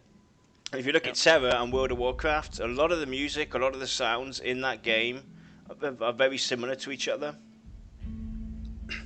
I don't see that being a drama about sound effects or anything like that. As long as they keep the ding, I'm happy. Right, Sevis says, any chance that Path will do any lockout material, aka the sleeper in EQ1? I can't answer that, so I don't know who the sleeper is. The sleeper was a dragon in the Great Divide, and you would click on a monument. As long as you were keyed, you could actually go down into Sleeper's tomb. You had to kill the warders, once you killed the warders, you could wake up the sleeper, which is a dragon that would go zone wide and wipe everybody. Yeah, Woke up the sleeper. You needed to do a certain series of events before you could even get there, and that was a way to lock out the raid from other people camping. It was pretty cool. That was a cool event too. I mean, because it went server wide and like wipe people out. I Yeah, and it would also like change the whole server. I mean, the gear that these warders dropped that you had to kill to awaken the sleeper, once that was done, like they would never drop that gear again. Yep. Okay. It was like a one-time thing, man. It was like very rare gear. So let's go and talk about the perception system a bit. Let's go a bit more into that. Sure. So what was your first... What I'd like to know from you guys here in TeamSpeak and in chat what your first initial thoughts were seeing the perception system play out. I think it's really cool. I mean, it's awesome seeing that, like, you don't just sit there and read your little chat window all the time. You've got like another little area that you can follow stuff innately, and it's much more realistic. My whole thought about the perception system is finding hidden stuff. Yeah, That I was think what that's I wanted cool. for it. Oh, you walked past something that caught your eye. Oh, look, you found a hidden ring. I mean, something like that. It's kind of like Brad said as well. Depending on it might be race for certain races might only be able to get this message on certain classes and everything. So this is going to open up a lot of possibilities. It's never going to be boring going through the same zone again. Starting off a new character, or if they bring in the progeny system and everything. So it's going to give you always something to look out for. So you're going to have to make notes. You definitely, I'll be writing down every time I hit a perception system. I'm going to write it down, which class it was, which character, which race, etc. Mark that down, because then I'll start off a new character, and then it might not happen to me.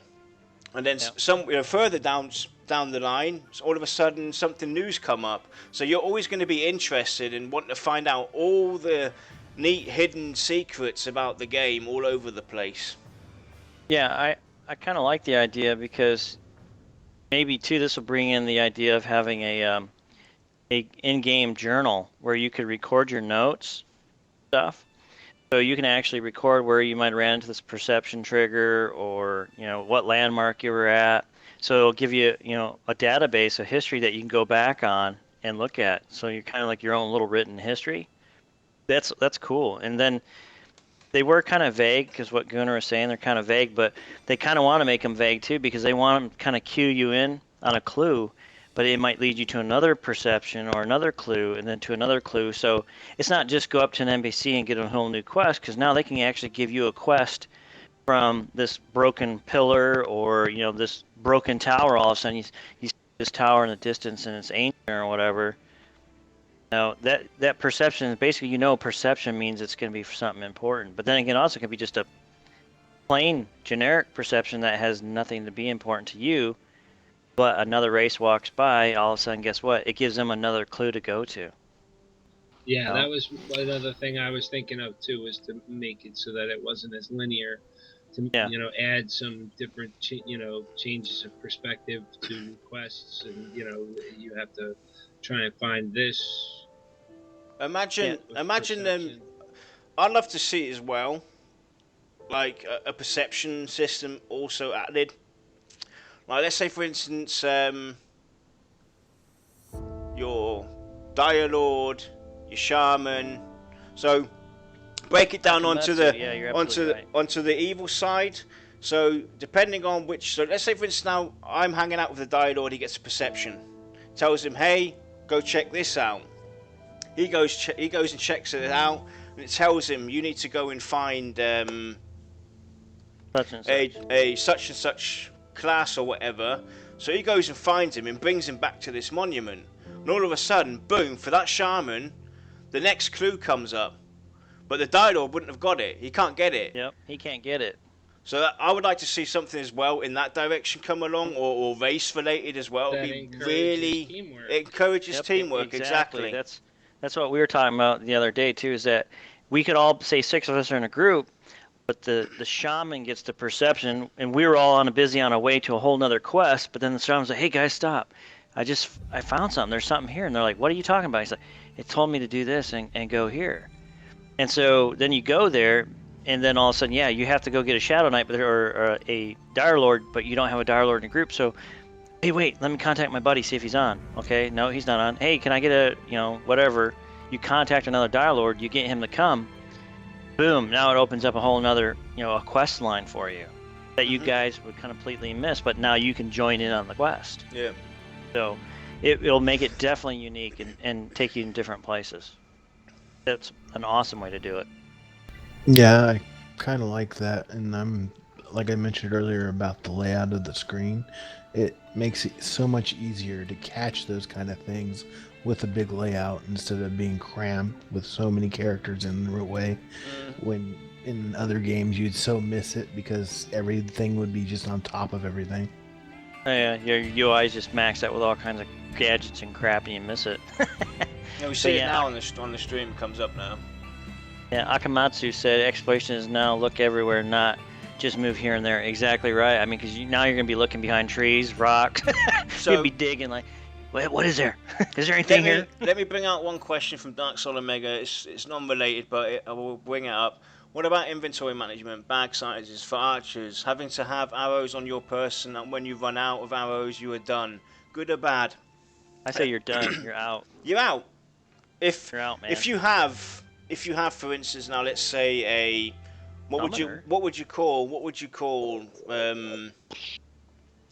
the craft be? A woodworker? Fletching. So if you have somebody that is. But yeah, I'm not. Like I said, you have somebody in your group that's a Fletcher, and he happens to have the materials on him. He might be able to make you some arrows. That I would. If you have a summoner. Yep. So basically, if you're out, you don't have a Fletcher with you. Tough luck. That's how I would approach it then. Yeah. So that's why it brings in the importance of planning prior. Like EverQuest 1, you always had to plan prior to your raid or plan prior to your adventure. You didn't leave town without all your gear, right? And Dungeons and Dragons, the same thing. Do you guys leave town now, or do you visit the store?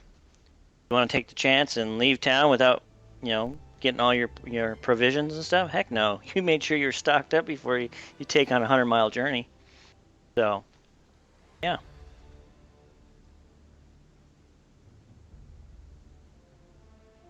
Cricket. Cricket. Come on, guys. Kick in. I know it should be daylight over there in Australia, mate. Yeah, I know. You guys come in, join the chat discussion here live in TeamSpeak, and you hardly ever say anything. What? Huh? I got my little one running around, so if you want to hear him in the background, then It's all right, mate. It's okay. We understand. I was pretty sure I was talking too much, and We'll shut you down if you're talking too much. We'll be like, hey, great idea. Next. Looks like Kilson's in the 623 stream. Wilson, yep. They were actually there to train the other group too. Show you that it's possible to train. I mean the other train. Yeah. Oh, that train too. Yeah, that was awesome. But yeah, they're just trying to show you some stuff there too. That hey, you got to play smartly, or otherwise you can get people killed. It's that challenge. So Akumutsu says as a joke, can I tie a rope to my arrow so I can put it back and reuse it? Now that's actually, you saying that as a joke, I kind of now see that as an epic weapon. As a a thought. Depending on what you shoot your arrow at, technically you should be able to recover it. yeah, get shattered arrows and take 3 shattered arrows and turn them into 1 arrow. Yeah, because if you shoot a deer, basically, you can pull it back out, you wipe off the blood, and you can use it again. Why waste a good arrow? I mean, you see it in movies again and again, where you see the archer pull his bow and he go, and they carry on running. I mean, I think I've seen it in Lord of the Rings. He's done it. The elf pulls his arrow, Legolas fires off this arrow, boom! It hits the enemy. He runs along, pulls that back out, fletches it again, and then pow! Uses it again. Why not? I want to know if our arrows are going to stay in the mobs, like we get to Legolas. see. Lego boy. I want to see my arrows sticking out of people after I've shot them. Yeah, that's mostly graphical, what you call it, cosmetics. I Which they used could to do. be an adventurer. Like Skyrim. Until I took an arrow to the knee. Morrowind.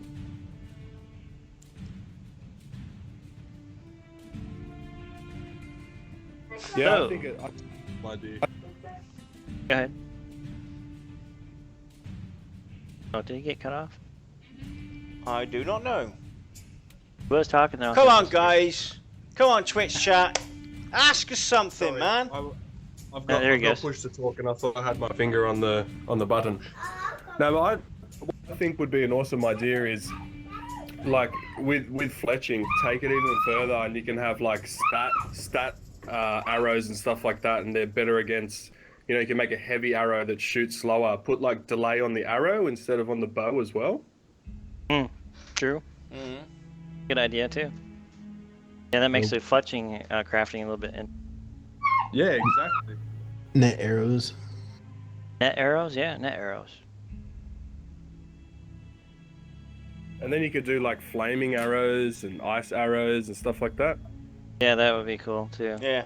Ice, yeah, convert ice Poisoning. into arrows. Poisoning skill. I want a Poison poisoning skill. Yeah, see, that's why you'd go to the alchemist or whoever does poison. You could take your arrows to that guy to actually get your poison put on your arrows. See? Exactly. See, crafting. Swindler. Exactly.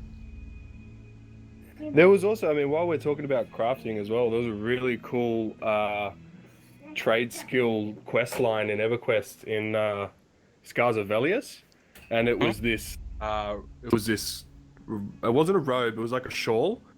And as you progress your trade skills, what you would do is you'd hand it in, then he'd say, "Okay, now go, make some pie for this person, and go kill some rabbits, and you're gonna need to, build up your brewing or something like that."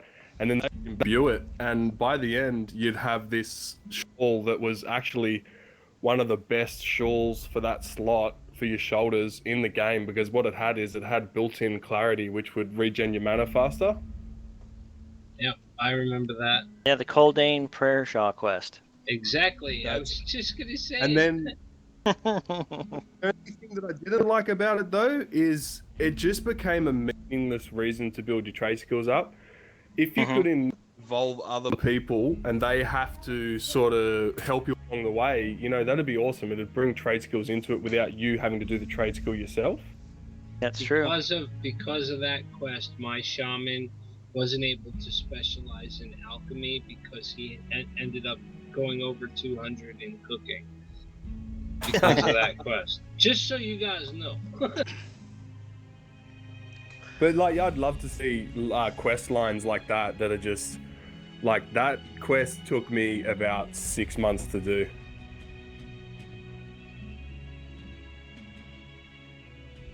Master Pants said, or is this one? That's connected to the first part of his question. He basically said, "What do you think of this?" Quote: "Aradun Mithra, the creator of Guk GZ, will be making at least one dungeon for Pantheon." Or this one, Aradun Mithra we want spellcasters to still be able to melee a bit. I mean, yeah, Guk was even in EverQuest 2. Guk. Never. I don't want to see a zone Guk. like that ever again. Guk was like the ultimate get your ass lost zone. Like you couldn't remember it. That was one hard zone to try to remember because it all looked the same everywhere, and it would twist and turn and bring you back on yourself. Yeah, and then you'd have levels, and then you'd fall down a bloody pit. Exactly, fall down a hole. The wrong pit, the wrong hole. Yep, but that was awesome though. I mean, it messed you up. Look, No, I every don't single want one of Eric us who's to played make EQ has gone, God, I hated that zone. So can we kind of try and get back and maybe try and talk a bit about Pantheon in general, maybe explain what it is. Do you want to go and talk a bit about what people can expect? Dal? Why, do we got somebody who's No, new? just in general, you know, bring it back general. up, you know. Oh, bring the general of Pantheon back up? Yeah, Oh. more Pantheon hype. Yeah, more Pantheon hype. All right, more Pantheon hype. Man, you get this. You can group with friends. Actually, group with friends, and you actually go on an adventure. I mean, you actually socialize with other people. You work together. Not this. Let's grab a group and run and go and blow by everybody else who's blowing by us. And next thing you know, grind for hours. No more grinding for solo. hours, and you don't know where you're at. So, yeah, I like to see the aspect of player interaction coming back, players helping each other, and actually talking and stopping, getting to know one another, and finding out about zones, asking questions to each other. You know, back in the day, man, next thing you know, you're talking about a zone. Next thing you know, you're talking about, I got a cat, and oh, I got a cat too, and you know, and you just built friendships that took you places in the game, and then you could always depend on one another to go places. You know, and that's one of those things that Pantheon is shooting for, is bringing back that old time feeling, the nostalgia. I mean, I could sit here and spend an hour telling you a story about how I met this person, and you know, you reminisce about, remember that zone, because other games I can tell you, other games I've played, I don't get that same feeling that, hey, I remember Sibelius when we went here and this happened and such fell into this pit, and you know, people don't talk about those things in the new MMOs anymore. Can I Go ahead. quickly interrupt, because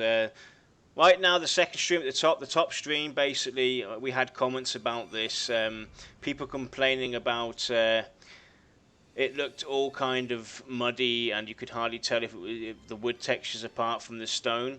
The way I look at it, maybe it was intended, maybe it's part of the lore, maybe this dungeon was meant to look like it's run down a bit, maybe the occupants of Black Dagger Keep. Don't judge the game by its cover right now, it being in pre-alpha state. Just something I wanted to toss out there, because that was one of the comments we had on our YouTube channel.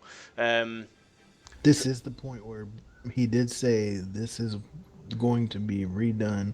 All the characters are just in here to be placeholders. Yeah, and this is basically related to what we're seeing in the stream right now, and then running through the dungeon.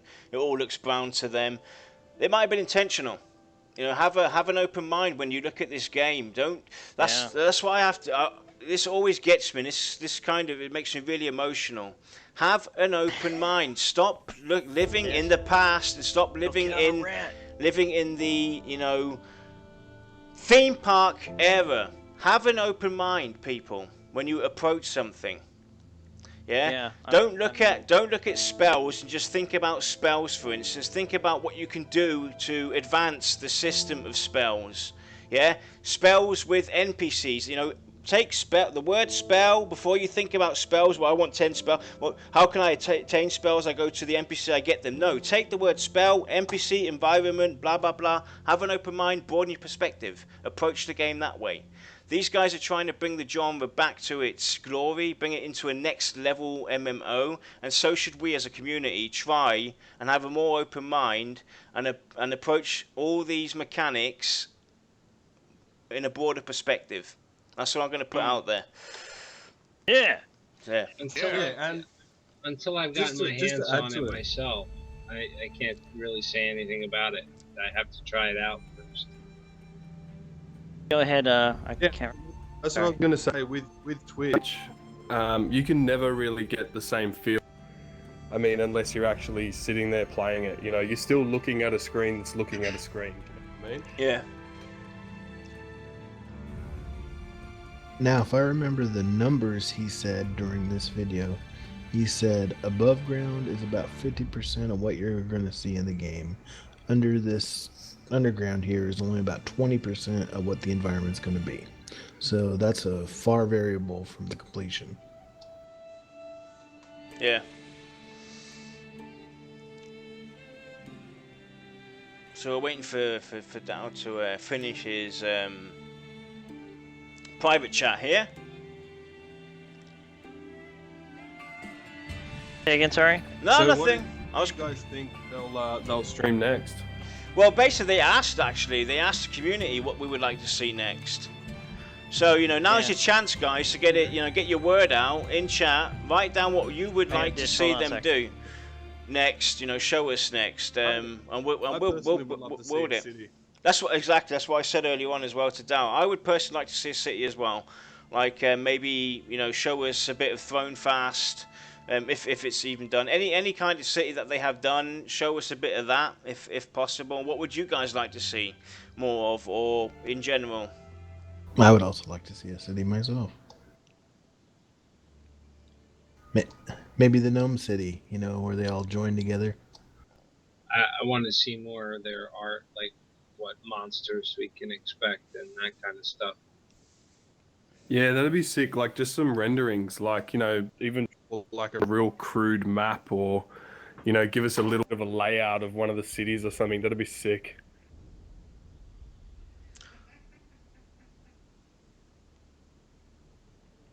More of the coloured mana system, tree city, psychotic.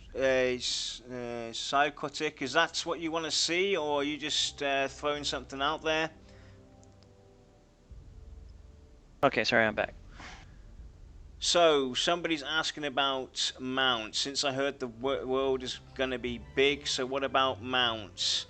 There will be mounts. There will be all kinds of mounts. There could be possible flying mounts. That's going to be like something though they'll determine later on. Yep. Because they don't want you skipping content. That would be far in the future, I would think. Yes. Terrain map of a zone, concept creatures. Mounts are definitely going to be in the game. As long as they're not pocket mounts where you can just pull them out of your pocket, then I'm okay with it. Yeah. If you guys have access to the forums, or well, technically everybody does, there is a discussion on pets and mounts in general, and Brad put his general thoughts towards this. You can have a look at it there. I'll see if I can find it for you, and I'll link it to you guys.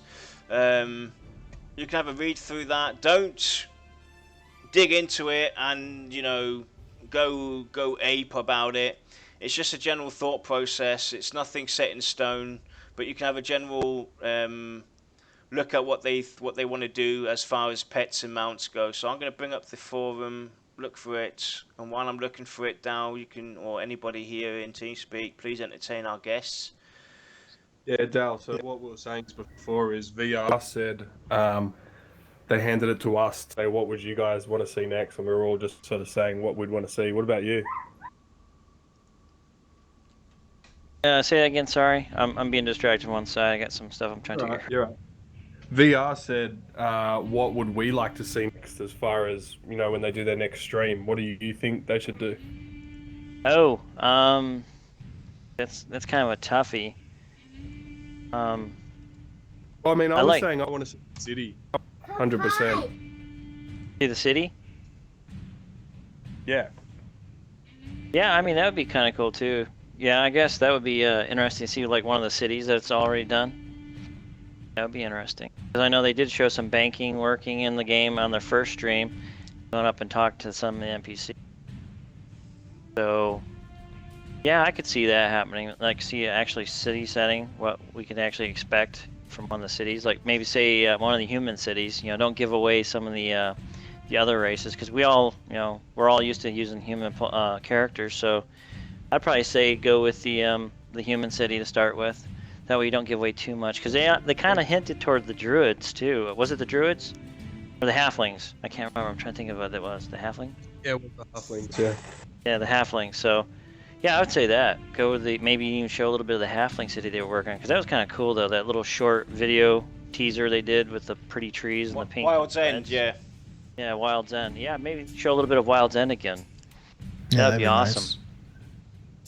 Oh, yeah, either a city or Wild's End. Halfling models. I want to see what the halflings look like. like they said, these are the placeholders right now. I know, but that's the mob. I'm sure they're going to try to build the characters close to the concept art as much as possible. Because, I mean, that's the best thing they try to do is take a concept, draw it up, and then try to model it get the 3D modeler to try to model it to the aspects of the art. So it's going to be a while. I mean, they did talk about they put some of their own art assets in. Slowly they used free ones and some store-bought ones there, and then they slowly incorporated their own graphics and changed, starting to manipulate them to where it'll be all VR's art and not a lot of the freebie stuff. So, some people are concerned about mounts being in the game. Should we try and talk a bit about that, the pros and cons? And yeah, so what ground mounts I wouldn't think would be a big deal, but not the flying ones. Captus, what's your take on it? What do you think about mounts in general? Good, bad?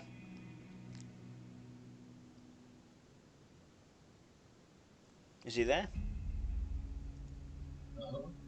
Oh, Captus has gone silent by the looks of it. Lowser, what's your take? Mounts, good, bad? Well, I like mounts. I have nothing against mounts. I just don't like people being able to, take their mount and put it in their pocket. Mm-hmm. Poke a mount is essentially what it is. Yeah. We threw in some ideas in the forums about how they could approach mounts in general. We even connected mounting towards crafting as well, so you could breed, breed mounts and stuff like that, create your own, have crafters add towards it. I don't see too much concern towards mounts. I mean, come on, guys. Yeah. Even in the medieval times, they rode on horses, and we're talking about fantasy here. In Lord of the Rings, they rode on griffins and stuff like that, and or big owls or whatever. The thing that destroyed the flying, from my perspective, what destroyed the flying mounts was the fact that everybody could get them and so easily. Flying mounts should be something that is really hard to come by, and you have to basically learn to trust each other. You have to trust each other, and you have to learn how to fly, and be accustomed to one another, and it should be a very hard process to achieve. So not everybody should have a flying mount and pretty fast. It should be a long process. You want to have a flying mount, it's going to have to be special. That's how I would approach it. But horses and stuff like that, I don't see any bother there, and I would like to see crafters be able to add towards them. So let's say, for instance, now a blacksmith could add hooves to the mount that give you a +5 in run speed, or the tailor could level the mount up and make the mount more powerful. Exactly, exactly. Or the tailor could add bags to the mount, so now your horse has now bags that can carry loot for you. Or maybe even the saddle or something could break, and you'd have to have the leathersmith fix the saddle. Yeah.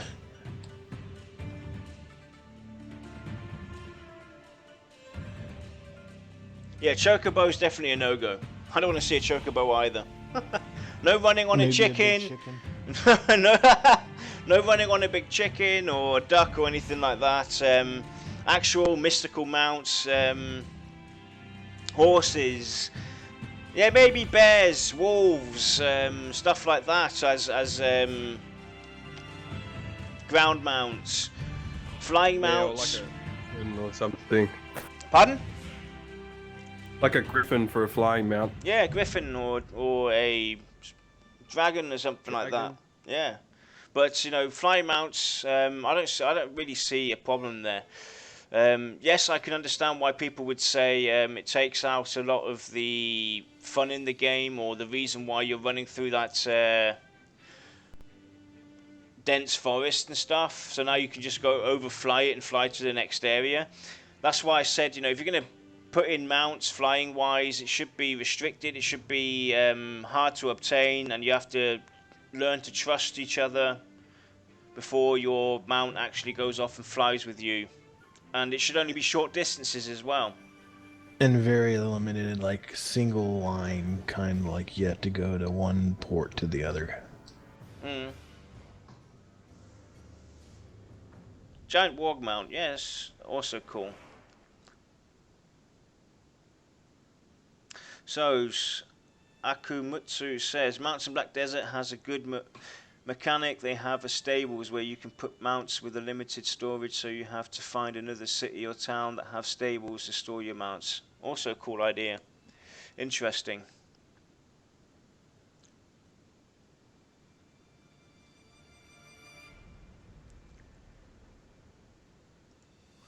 So I think this is actually the scene where they're about to train, right? Where Kilson comes in and Yeah, it looks like it. So what do Yeah, you guys... Go on then. I think personally they shouldn't have been able to really mitigate that train as easily as they did. Yeah, it should have been a lot harder. But it was awesome. What do you guys think about that train situation? It was epic. I found it funny. I find it funny because Kilson did it. Yeah. Yeah, typical Aussie move. That's actually, you know... So, Psychotic says... Thing didn't really bring any kind of danger element to it. Yeah, but... Like, I didn't feel like they were ever really at risk. I'm going to put it out there. The train. I'm going to put it out there, guys. Okay? Don't forget it's pre-alpha. Oh, It no, I know isn't... that. I mean, there were some questions or some concerns brought up, like all the names are in white. That's really bad, guys. It's pre-alpha. Who cares about if all the names are white? That's a 2-second coding thing. It's not irrelevant to the stream or what they want to show us. It has no impact on what they want to show us. That's irrelevant. It's nonsense. Stop complaining about stuff like that. Complain about, you know, what Lousy brought up. Stuff like, you know, what he just said with the train didn't look like it was any kind of bother. That's a reasonable question, but still, again, it's pre-alpha. They're still working on that. Balancing will come when it needs to be done. And I if know, you have it's any a problems, sense- Okay, go ahead. Stuff like that, rather than like complaining about it, they should just give input on what they would like to see there and say, look, I know it's a placeholder and I would love it if it looked like X, Y, or Z. Yeah, that's the better way of approaching it. I just felt like it should have had a more sense of danger, you know. Well, it most probably will have. if they went to the forum, I or mean, if they have any yeah, problems, they and can they- go to the forums. And if they have VIPs, they can get a closer hold of the actual developers and talk to them during their forum special days, so they can get a closer hold, or they can talk through the show here and as the developers listen to the show. Yep. Sorry, guys. I'm back again. No worries, no worries. I think as well, you know, like they were also not really trying to showcase death or anything like that, because you know they were doing insta reses and stuff like that. You got to remember it is a stream because Yeah. they got to keep going, keep things moving. But you know there will be that downtime there. Like if someone dies, you don't have a cleric. They're gonna either have to all evacuate and try and get out of the dungeon and reset, or you know the guy's gonna have to try and run a train back in, and they're gonna have to mitigate it again. Right.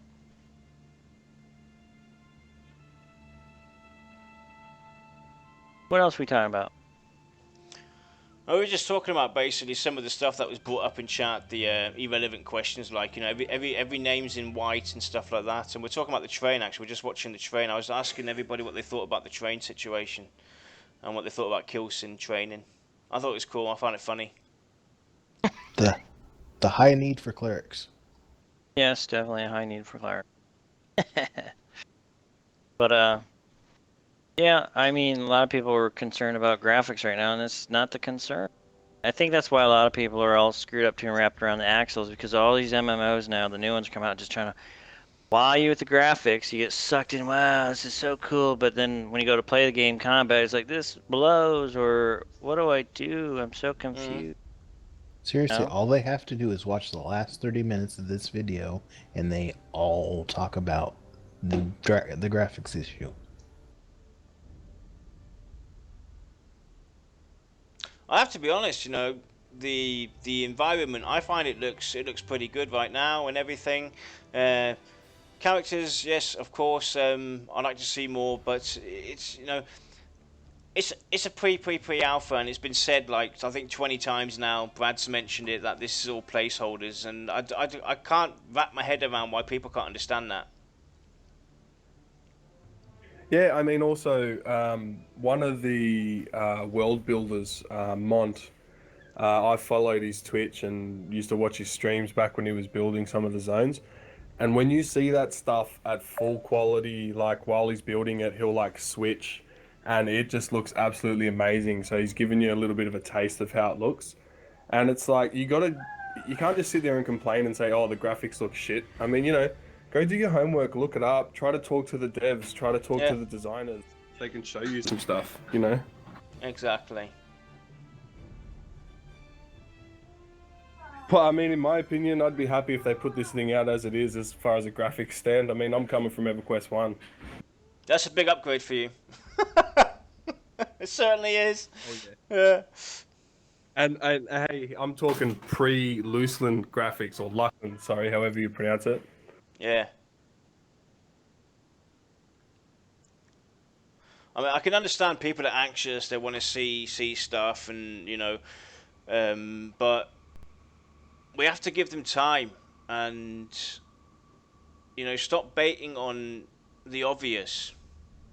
The devs know that the graphics for the characters are, you know, to be questioned and stuff like that, but you know, it's irrelevant at this point. They've said it again and again. Sure. Ask questions that, like, you know, somebody brought up the question with the health bar above the NPCs, the red area and the green area. Those are questions that should be asked. You know, what is that? What does that incline? That's important stuff, but not other stuff. And please, people, have an open mind. I really do appreciate how the developers are taking their time to slowly develop this as they go through it, instead of just developing the whole thing and then going through just kind of like haphazardly kind of grazing the top surface and not going and just not getting it under the surface like they need to. Hey, I got a bump for just a few minutes, so I'll be just absent a little bit. Sorry about that, guys. All right. Yeah, it's absolutely right, Damarak. You know, we're seeing really early footage, and we can actually see progress emerge. We saw the stream from March. There was no Black Dagger's Keep there. They didn't have that in. Now they've got it in. Now they're showing us it. They've added some spell effects and animations a bit to it. The torches. I mean, I love the way those torches look. It looks amazing already now at this point, at this stage, and I just can't wait to see more. Did you see with the torch? I can't remember who it was. Someone brought up an awesome point. Like, will the torch run out of, you know, fire? Mm-hmm. And he's saying, at this point, but like they look at stuff that detailed. You know, they think about stuff, and it's just awesome. Yeah. Wife aggro. Why is somebody bringing up wife aggro? Who's got wife aggro? I don't know. I think it might be. I think it might be relating towards Dow, because he's. It could be. The missus has him on a tight leash. So I tried going back and playing Dark.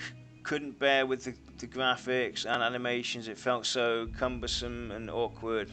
It's amazing how much flow of character animations adds to the captivation of a gameplay.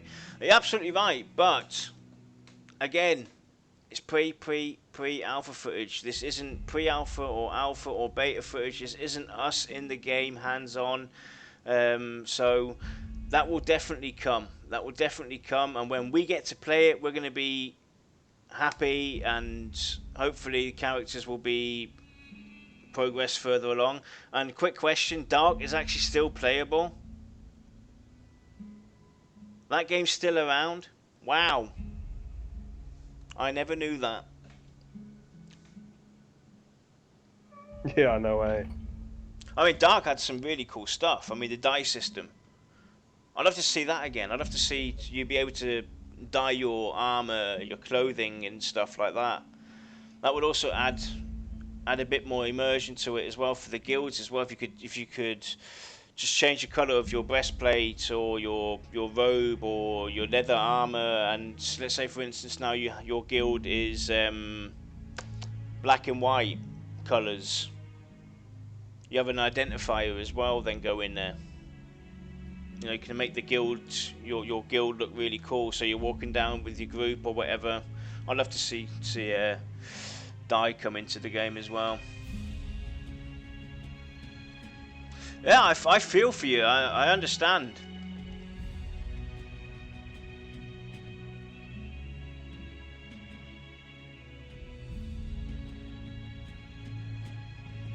Ah, right, okay. I get you. I understand. I mean, I'm also I do look at visuals, and visuals do play an important part to me. If a game looks too old, that's why I've tried to connect to P99 and try and play EverQuest, you know, classic EverQuest, and it might be interesting from the challenge aspect of the game and everything, but the graphics are so, you know, it's not appealing to me. And plus, though I do want to have a challenge, I don't want it to be, you know, like back in 1999. I want them to make the game challenging, but, you know, with modern ideas and advance on the challenging aspects from what they have in EverQuest. So I'm not looking for an EverQuest copy. So I just can't get my hand around P99. You should go back and play the Realm.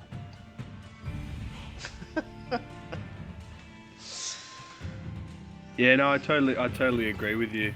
I mean, the only reason I don't have any problem with the graphics is because it's more of a nostalgic thing for me. Yeah.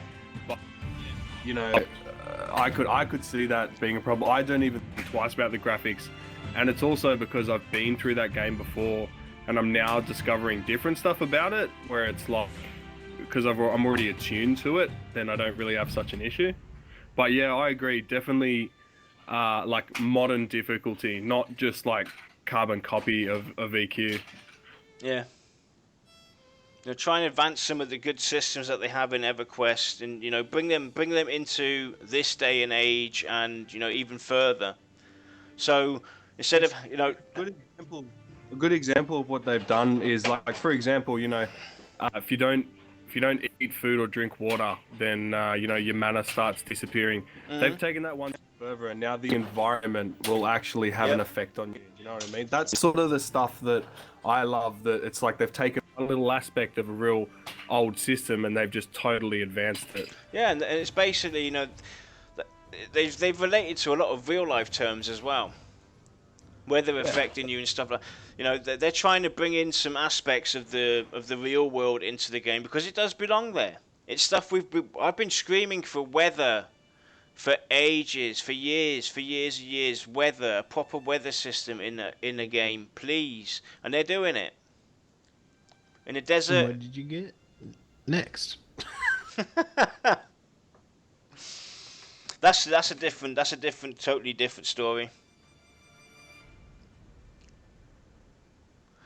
So he's a little hesitant to speed of combat, while I agree with a more tactics-based approach to gameplay versus action combat in this type of game. I do not want to see it so slow if it feels like a turn-based game. This won't so much feel like a turn-based game, more so as you got to make sure you're in the right position tactically to help out your group. There's going to be a lot of moving around and positioning yourself properly, and depending on how close you have to go to the NPC to nuke him as a ranged DPS class and stuff like that. So you're going to be moving about constantly and positioning yourself. I wasn't personally too concerned about the downtime. I kind of found it felt kind of right almost. you know, and between combat and downtime, I found it actually pretty well paced. Don't forget as well, the further you're gonna start building your character and adding attribution points to your character and getting better gear, it's gonna get more paced and everything. And I could see all kinds of paces happening. So fast-paced combat, slow-paced combat. Well, when people see these streams like this, they can forget sometimes that it isn't actual, uh, you know, game where they have to position every person. They keep forgetting they're the one person that's looking at the screen. Yeah. So Sevis says weather and season system is something I've always wanted. It'd be so cool to see a zone change from fall to winter. Exactly, and I hope that that is maybe something they might be looking at. I'd love to have it, you know, be summer and then all of a sudden the fall comes and then it starts to snow and Avendier's Pass is now covered in snow. There was concerns about a system like that.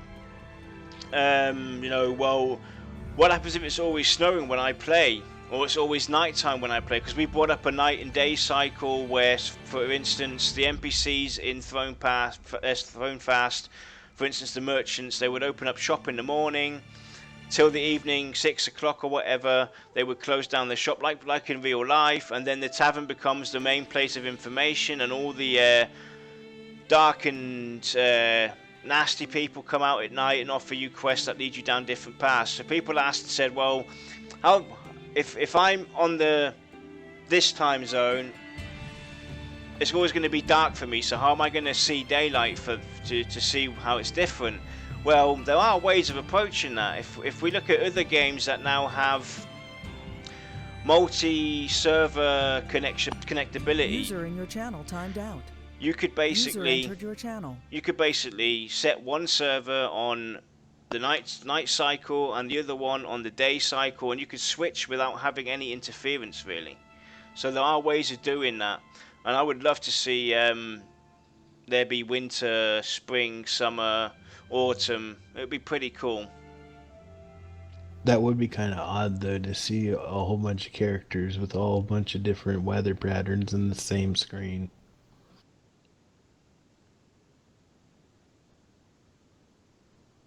Yeah, look, I think what I liked in a lot of different games is they have like a speeded up day.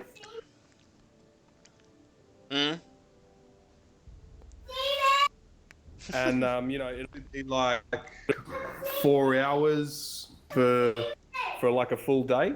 And I mean, I quite like that because didn't matter where you played or what you played.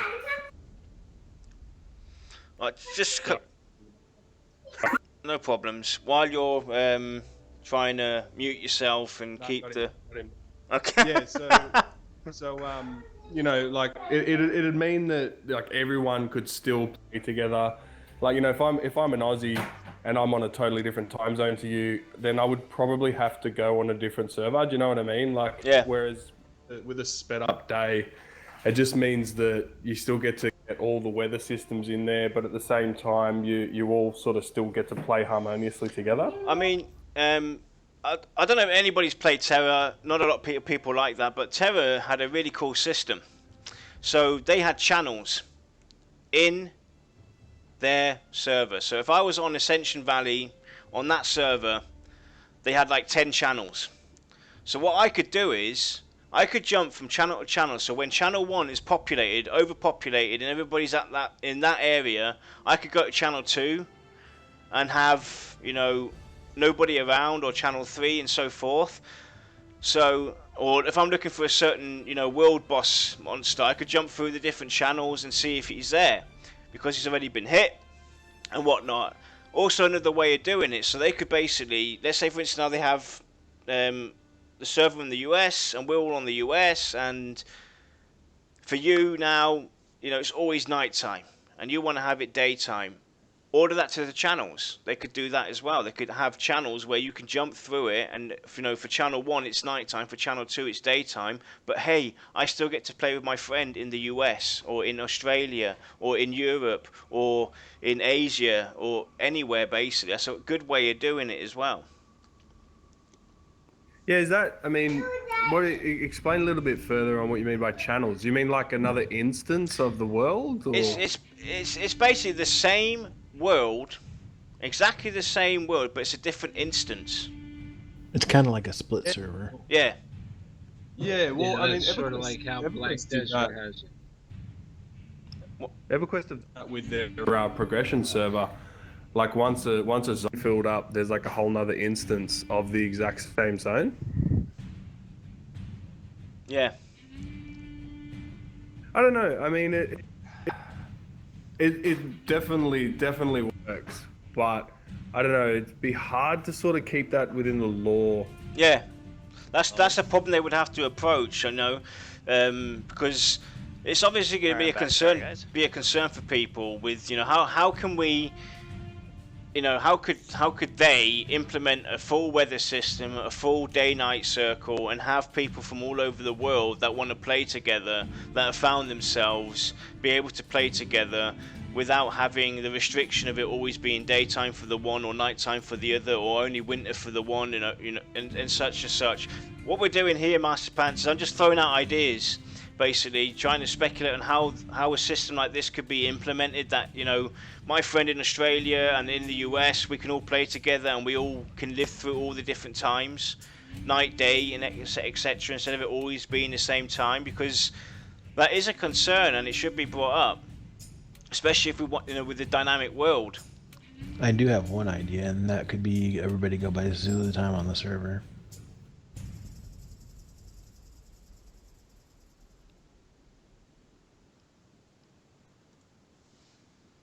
Are you back now? Yeah, I am back now. Hopefully solid now. Had help with an installation. No worries. There was rumors of wife aggro. Yeah. Yeah, there was some aggro that had to be taken care of. Faction stable. That's it, mate.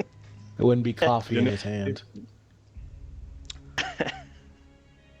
Faction stable, that's all I can say right now. A little rough, but faction stable. No longer KOS. Yes, exactly. No longer KOS. Trying to catch up with what you guys were talking about, so weather and stuff like that. Yeah, we talked about weather and how they could, because people, we talked about having seasons as well. So you have winter, spring, summer, and then you have weather, day-night circle. And how that would work, for instance, like on a global scale. How could we have people from all over the continents play, for instance, now on the US server or on a European server, or on an Australian server, or on an Asian server, how they ever do it, but everybody can live through the different times, because you might only be able to play during the night, I might only be able to play during the day, so it's going to be daytime for me in the game all the time and nighttime for you in the game, but you want to see something that happens during the daytime. It's kind of like, how can we keep people socializing together if they did a system like that? That's what we were kind of talking about, speculating on. I would say Zulu time would be an option for servers. Yeah, So I said that. Didn't hear yeah. it. Go ahead and say that again. Damarak? Zulu time, it's the world time, it's an option. Like airports use, everybody has a distinct time zone, but then there's the world time that everybody has. It's the same time zone for everybody in the world. If they use that one time to split servers on, and then just did what, like, say Terra does, like Ariella says, if they split servers in a split way like that, I think it could be done in that situation. Oh, okay. That's right. Yeah, I mean, that's one option too. Yeah, I know, like, day and night, it's kind of interesting how that would work, but yeah, you could do like 1 hour game time You've cut off down. Or 1 hour game time, like, you know, it's 20 minutes is what Master Pants is saying. You could do like 1 hour, maybe 30 minutes or Yeah. something like that, or just how you break it up, I guess. Like I reckon even longer. Try and keep it sort of realistic, like maybe 4 hours per day. That would work too. Yeah. Yeah, because you want it to last a little bit, because like I think what was Landmark? Oh, I uttered Landmark. Landmark time zone. I think that's every 30 minutes, was it? I can't Or was it an remember. hour? But I can't remember. It got dark too quick. You remember when you're building and Yeah. it got too damn dark too quick? So, yeah, I'd want to extend the daytime out a little bit longer. So yeah, maybe 4 or 5 hours. Yeah, and if you take 4 hours for instance, I mean, Captus is 8 hours. Captus is 8 hours ahead of me. You're 6 hours behind me. Let's say the far US is 8 hours behind me. So where Kodiak would be. So we're looking at 16 hours of being spread out. If you chop that down to 4 hours, that means each time zone would actually live through 1 day and night cycle.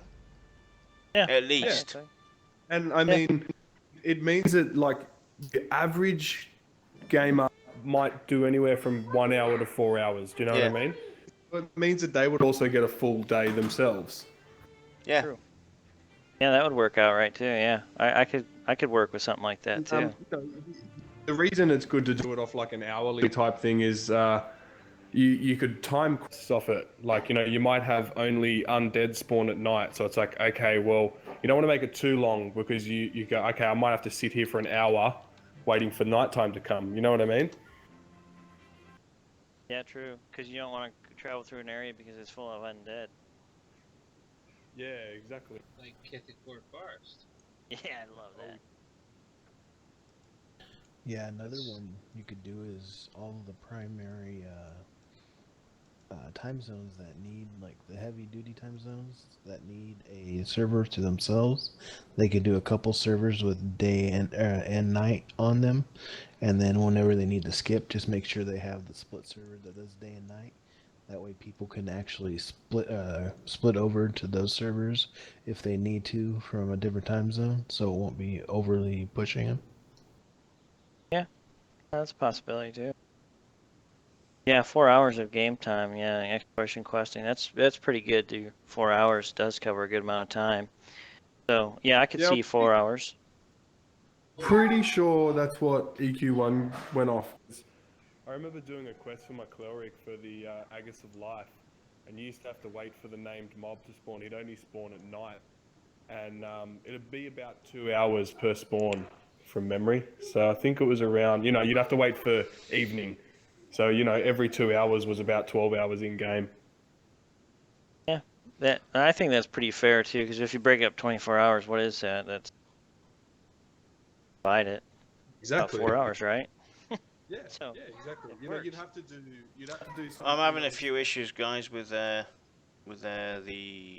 sound. Let me try and fucking fix that. There we go. Yeah, it works good. I think, yeah, 4 hours. Fair enough. Works for me. How about everybody else in chat? Demand.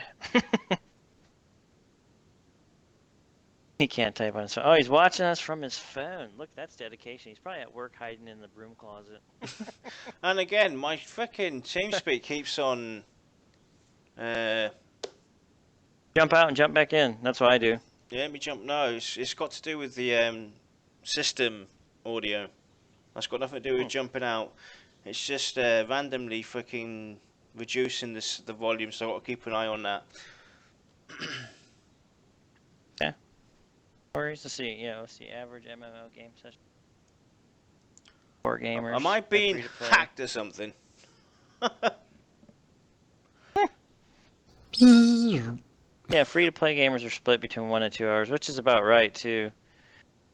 Source cursed demographics Yeah, MMO. no, Buddy. with your old MMOs like these, there was a lot of downtime, which meant a lot of players would be doing more than 2 hours. Especially like the hardcore guilds, once you get up into the high ends, they had some timers that would be like random on either side of 8 hours. So they could be sitting there for 10 hours just waiting for a mob to spawn.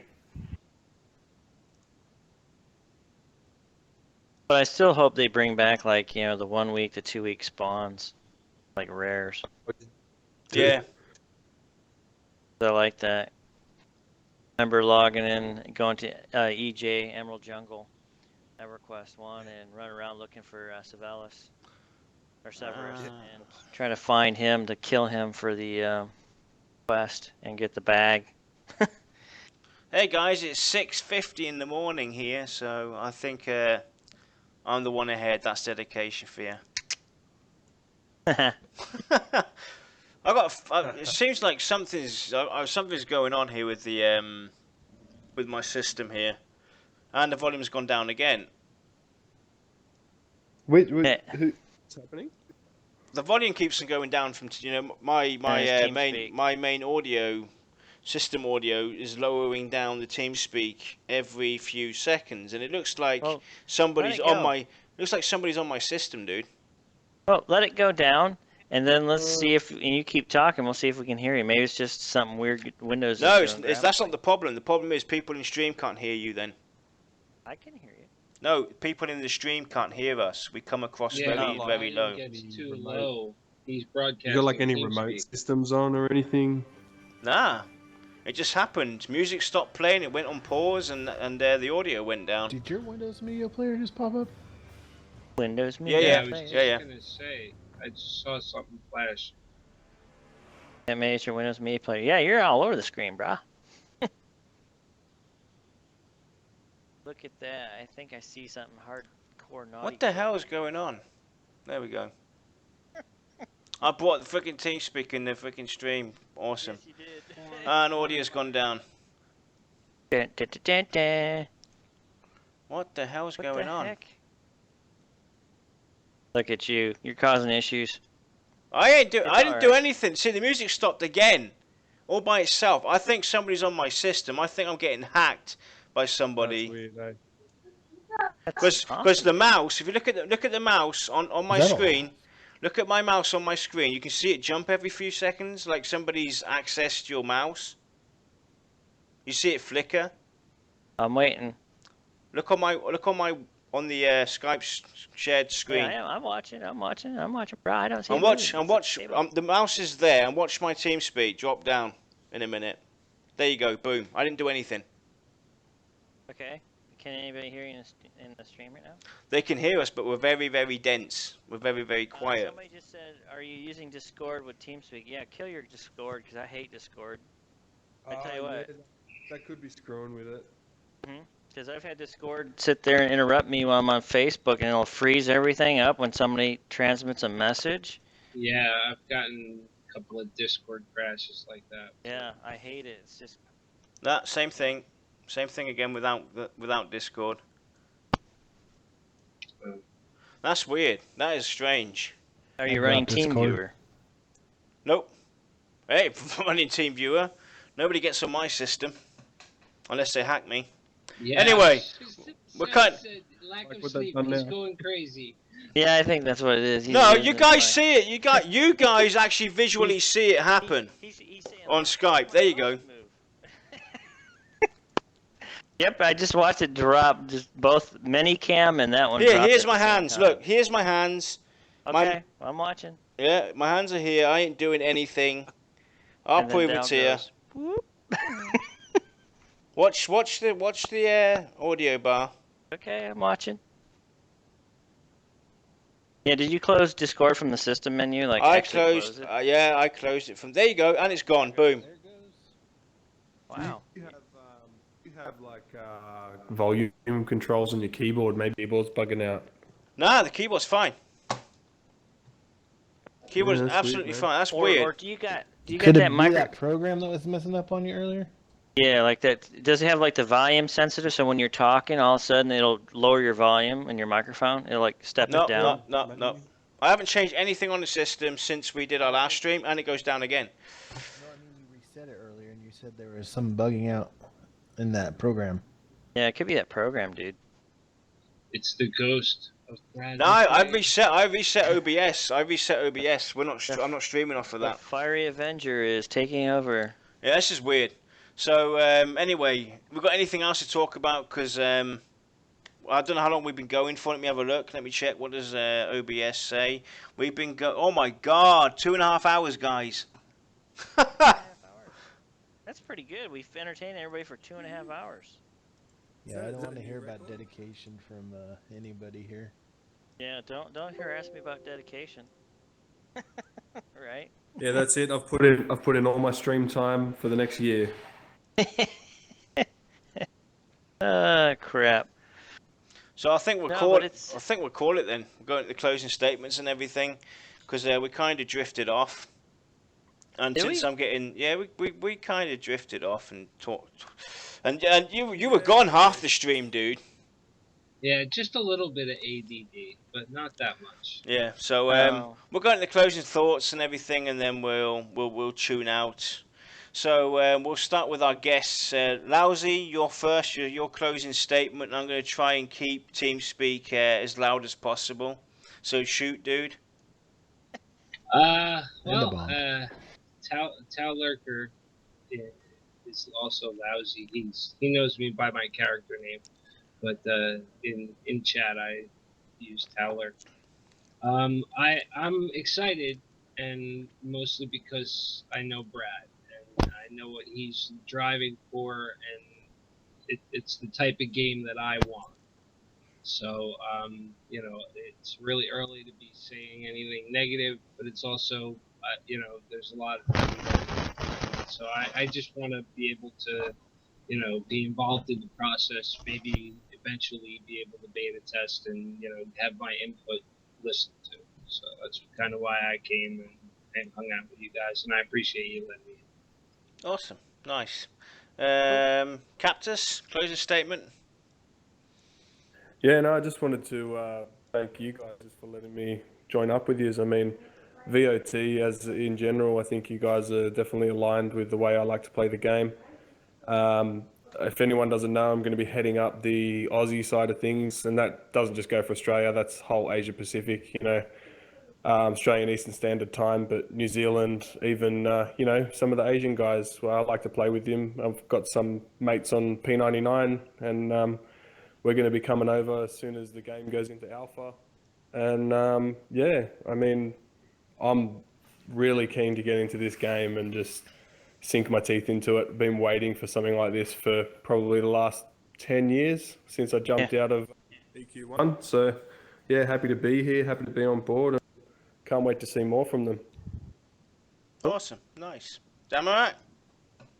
Yeah, I just appreciate you allowing me to come on here, and I am the person from Central Time in the U.S., and get a hold of me if you are interested in coming on there and trying to get a hold when the game gets out, or when you're doing alpha and beta. Cool. Am I missing somebody from behind, or is it just us two now? I think it's just us two, man. Alright, shoot, dude. Well, I'm glad everybody joined us tonight in this special stream. We had 2 special streams the last couple days here. But I also want to say that everybody who's tuning in, this is going to be a really good game. Remember to have patience. Tell your friends to have patience. Just give them time to get this game, polished up and work its way out to us. I'm definitely looking for, like Captus said, it's been about 10, 12 years. I've been looking for a really good MMO to play. And I've tried everything out there, and within the first, couple hours, I'm just like, same-o, same-o, same-o, same-o. No strategy, no player interaction, no talking to each other, no working together to overcome the obstacles. And, of course, it's always gear, gear, gear, and here's a quest guy with some new gear and a quest guy with some new gear. That gets old really fast, and they're holding your hand. So I like the idea of just venturing out, getting killed in places that I've never been to before, and learning from my mistakes and working with folks to overcome those obstacles. So definitely keep a positive thought for this. Give the team some positive vibes, man. I mean, they're really out there. They had a failed Kickstarter. They pushed through that. They are passionate about getting this game to us because they want the same thing that we want, which is a good, hardcore, challenging classic MMO. So remember to give them positive kudos because they are trying, doing their best to bring us something awesome. So keep that in mind. Awesome. And I'm going to be real quick here because this is starting to really bug me with my ghost of Pantheon past. If you like what you see, if you like what you've seen from us, yeah, it could be. If you like what you've seen and everything, please subscribe to hit the follow button on Twitch. Visit our YouTube channel. Follow us on Twitter. We're on Facebook. Show your support. We're really trying to help these guys out and be a voice for the community as well. If you want to get in touch, be a part of the guild, even hit us an email, or come jump in on Discord. It's out there on Twitter. You can join the Discord and get in touch with us. And I can't wait to actually get to see the next stream, because there will be definitely more coming. And with that, guys, I'm going to say goodnight, because this is really starting to bug me with my hacker or whatever it is. It could even be my wife. I don't know now. She's fell asleep there, so it's not her. So with that, guys, thanks for watching. We kind of got sidetracked a bit and everything, but thanks for hanging with us and sticking with us, and we hope to see you next Thursday. Next Thursday is our actual next VOT show. You can still vote on that, on what we're going to talk about. At the moment, it looks like the Monk is the front runner for the topic. So if you want to have your say, see what we talk about, place your vote, and we'll see you next Thursday at 4 p.m. Eastern on this channel. With that, guys, good night. Take care. Don't forget the contest. Yeah, don't forget the contest. VOTstore.com. Yeah, and VOTstore.com. Yep, everything on our website. Guys. Good night. Say good night, guys.